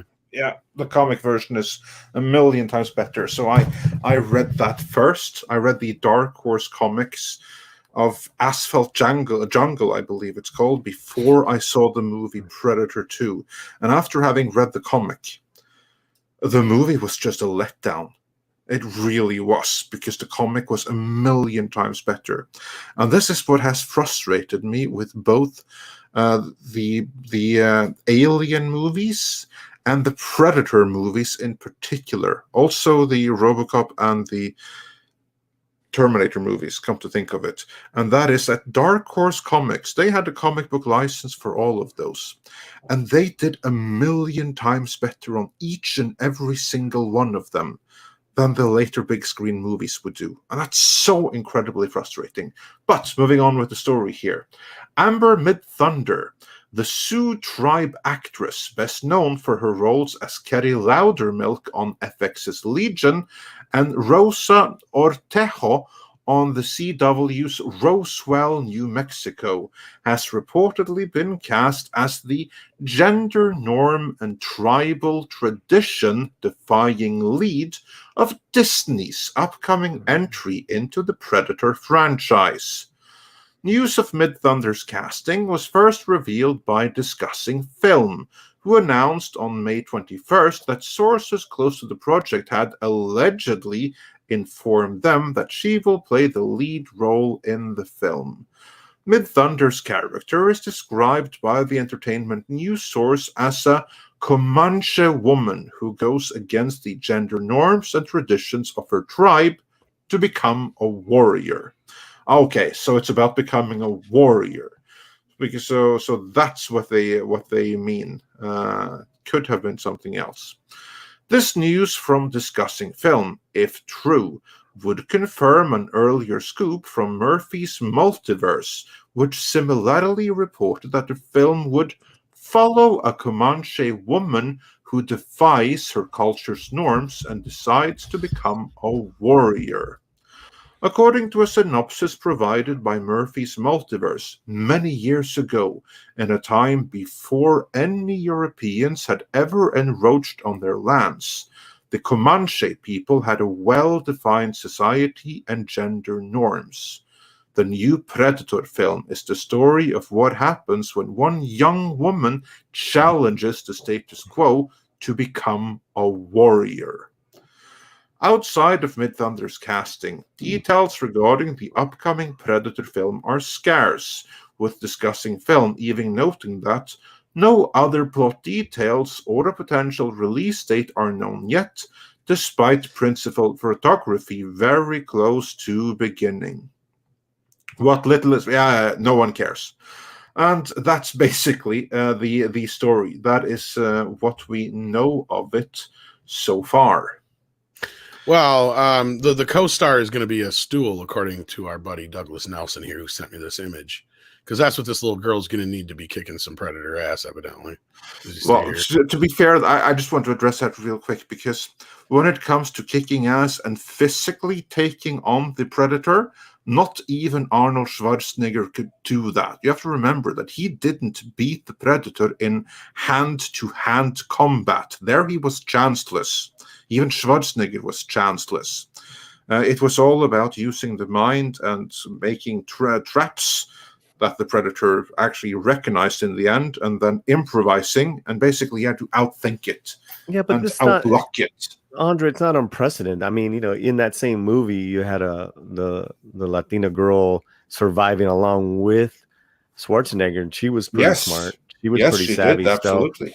Yeah. So, and that's what I'm trying to say. I mean, it doesn't really matter that it's a woman and that she's no physical threat to the predator. We already because had one. No human is a physical threat to a predator. Correct. Not even Schwarzenegger. So it's all about using the mind. So actually, I don't mind that thing at all.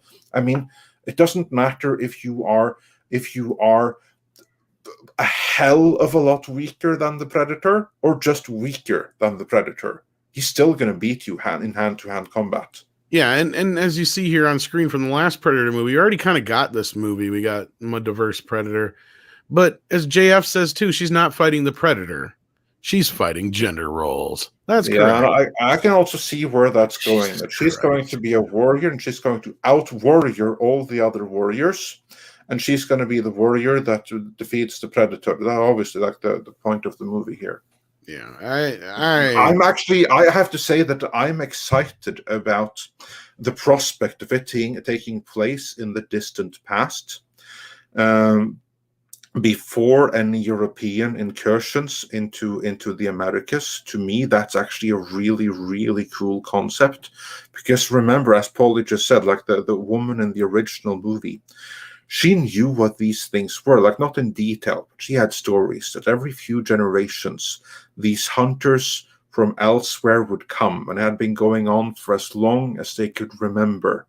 They would come every few generations in really hot summers. They would take some of the men and they would go off again. There's a prequel right there. I just don't care. That was a great performance too. Elpidia Carrillo in that. Yeah, she was really good. God, it was all those actors in that movie, and they were all diverse. Without, hey, we're diverse.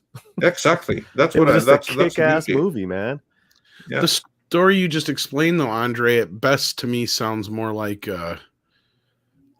just kind of like more like a comic book prequel than a movie, though.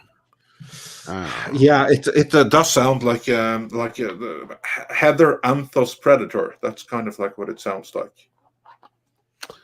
Yeah, I just no, I'm out. I'm good. I've had my fill of Predator. I think I'm good.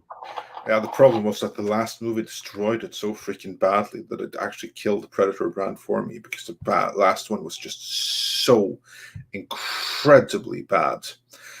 And I saw some good comments here that Liam McNeil says the Comanche didn't form until after European contact.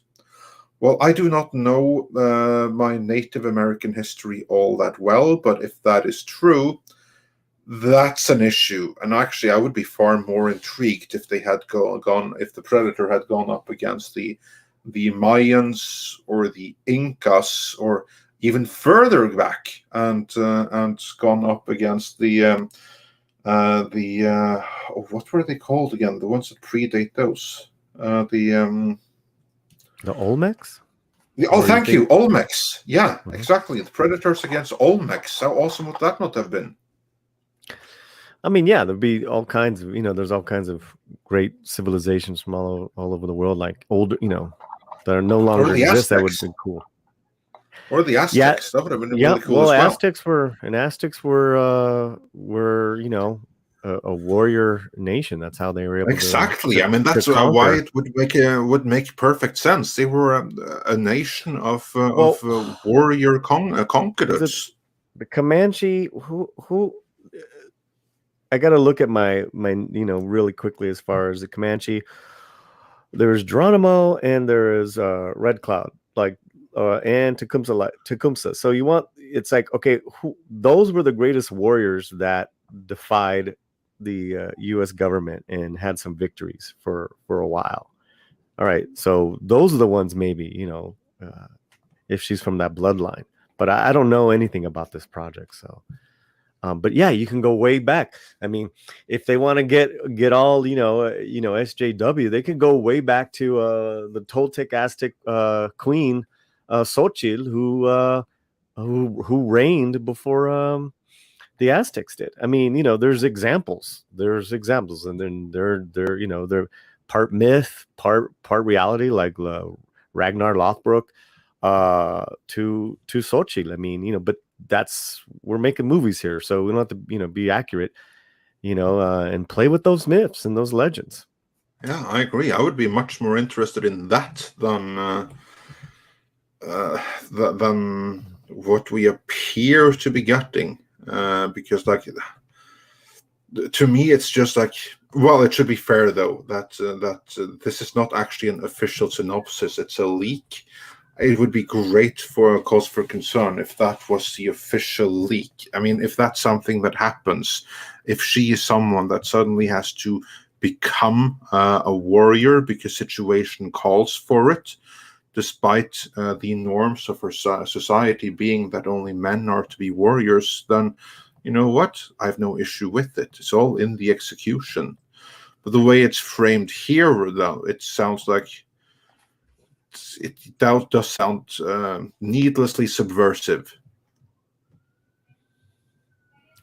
Yeah, and that's what I just don't get, because there's examples of women warriors all throughout history. Oh, there are, absolutely. And queens, and who had, I mean, Xochitl, the Queen Xochitl had a female army that existed.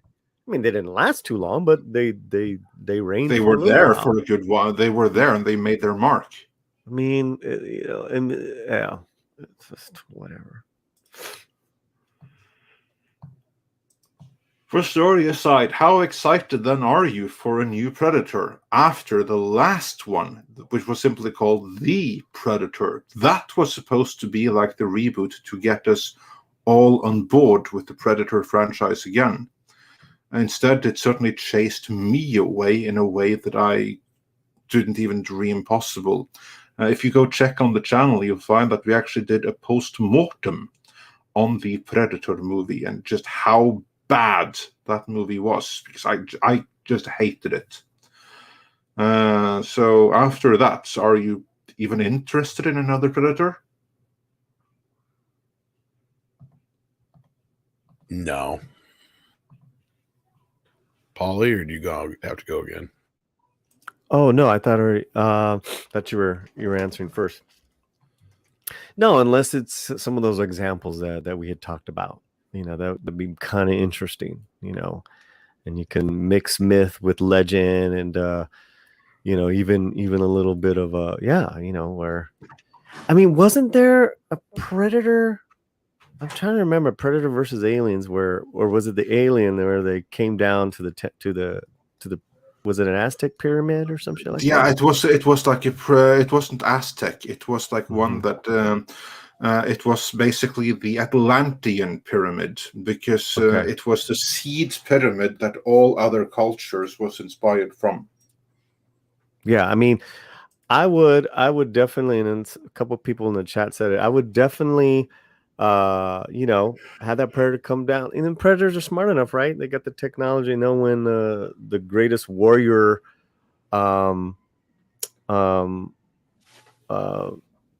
civilizations or tribes or whatever were at their height. Come at that point, whether it's a Comanches or or Aztecs or shit, even I don't know. I don't know, man. Yeah. I'm not excited. Yeah, no, I think very few are, and judging by the responses we've gotten in the chat. Stephen Otten says for $2, Disney Princess Predator, please can stop. And the DCV Titan says for $5 Canadian, we need an Alien versus Predator movie where it's a Catholic priest fighting a Mexican border jumper. That would be entertaining and politically relevant. Let's try to keep the politics out of the movie, certainly when it's that on the nose. Let's try for that. And Werewolf. I missed that. I was listening, but I missed the whole thing you read. Yeah. Yeah. Sometimes when you're too on the nose, it doesn't make for good exactly. cinema. I mean, it's This like, doesn't make good cinema. no, exactly, it doesn't. And Warwolf says for $5, Disney may not be able to make it since the original creator is legally reclaiming it, and Disney is fighting to keep it. Clownfish TV covered it. Yeah, I heard about that, because this would be like this rule that says that the original authors of a work can reclaim the copyright after 30 years or what have you not. I will say, if this is the direction they're going, yeah, go the original creators. Keep it away and keep their creation safe. I mean that unironically. Mr. Tickletrunk sent us a little doggy super sticker, and Platonic Guardian says, how about the Predator fights a Viking with Mr. H as the Norseman? I'd watch that. Actually, there is a movie kind of like that already. It's called Outlander, which is basically Predator versus Vikings. Check it out if you haven't seen it. Very cool movie. And Black Lotus 30 says for $5 Canadian, make no sense. Predators are hunting. They go for the most dangerous prey. A predator killing a weak prey are called bad blood and bring dishonor. So I guess that this woman warrior will just have to prove that she's extra fierce. And Mexican Iron Man says Columbus was 1492 and Comanches approximately 1685 to 1670. I'm guessing you must have meant either 1465 or 1485 or 1585 to 1670. But yeah, that's in other words, Disney messed up there already by predating the Comanches. Nice going there. Ready Player 3 says for $5 Canadian, the idea of the Predator in the past is cool, but this is Disney. They're going to bungle it totally. And Ram Bam 3000 says for £5, here's an idea, marching back to the sea and on the run from the Persians. Xenophon's Greek soldiers discover they're being hunted by the Predator. Yeah, you can put it in any historic setting like that. That's the beauty with a concept like the Predator. You can go to the past, present, future. It all works because they're a superior hunting race that chases just to stay in touch with their own nature. So you really can't go wrong with it, no matter what you do. I mean, what would be kind of cool and creative is that is that you get the best warriors from the different ages of human history, and you fight the Predator. With Predators, they just got all the current ones, right? The one first Pocahontas faced the white man. Now she faces the Predator. Yeah, and Mexican Iron Man, he clarified that the Comanches were late 1600s.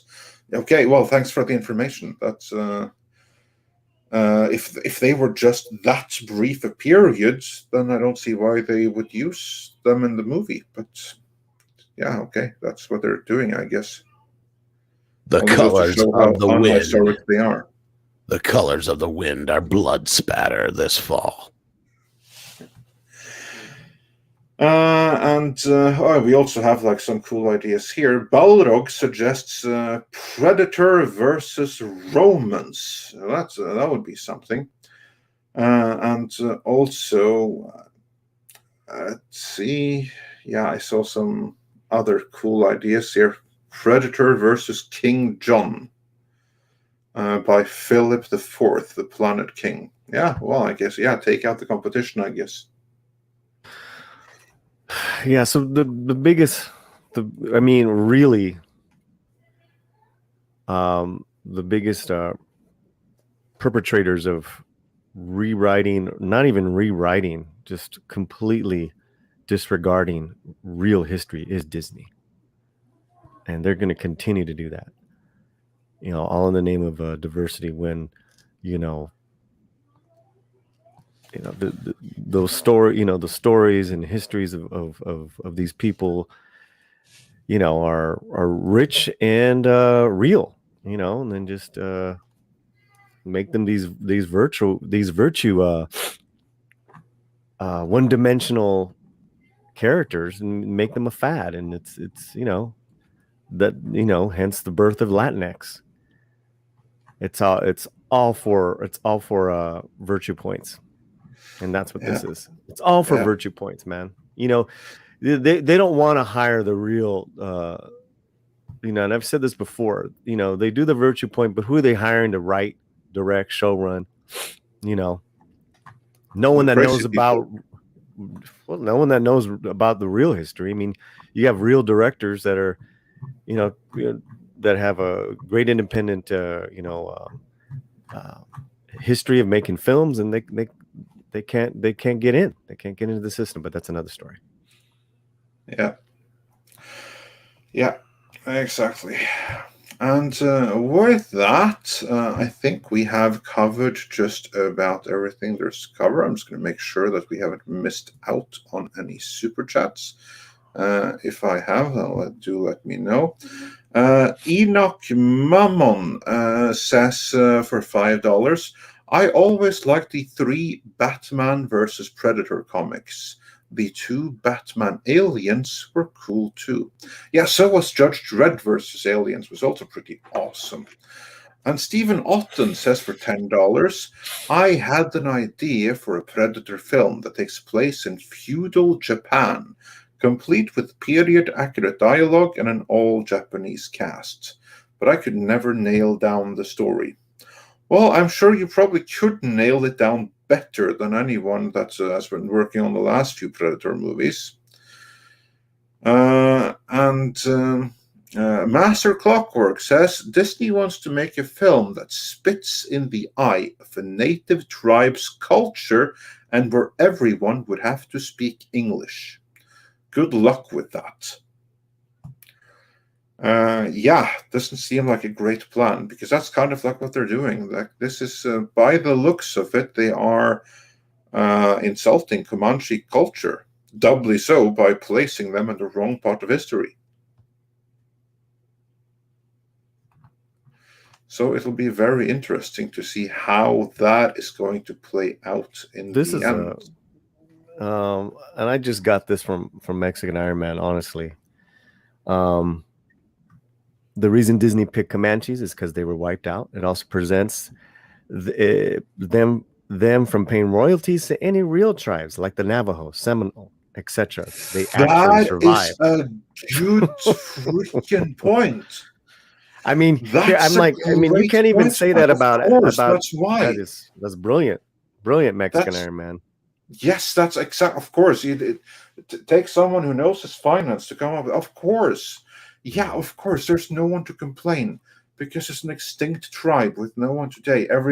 Take a living tribe, they're going to have all kinds of hell for it, but it goes back to and it goes back to what we said. I mean, they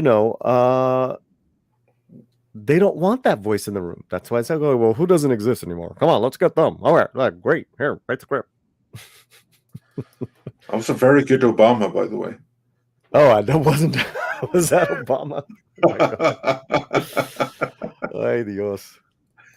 Yeah. No, that's a brilliant point, Mike. Thanks for making that. We may have to do a video on this now that you've raised that particular point. Very cool. And then we have Eber B-Man, who says, why not have humans abducted, brought to the Predator homeworld to fight in a Roman gladiator fight/escape plot. Then have humans on the run through space in a sequel. It would certainly be better than what we appear to be getting.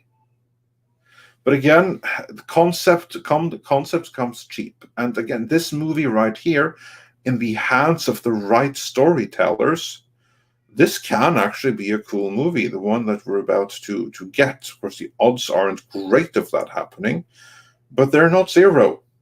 So this could be a cool movie. It could be everything the previous one should have been, but wasn't. So let's just keep our fingers crossed for the best. But I agree that on the surface it doesn't seem that great, does it? And then I believe we are fully caught up.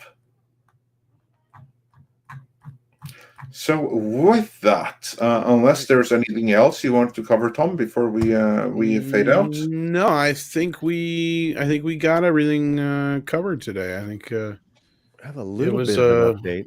What's up? For our stand and deliver Edward James Yeah. Almost.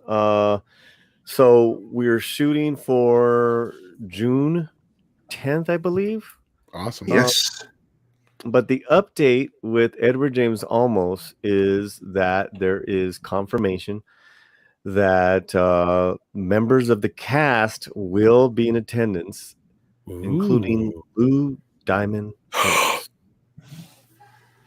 You should have let me know this before you told me. Now I piddled. Just a little bit? Just a little bit. Or told me off air, I should say.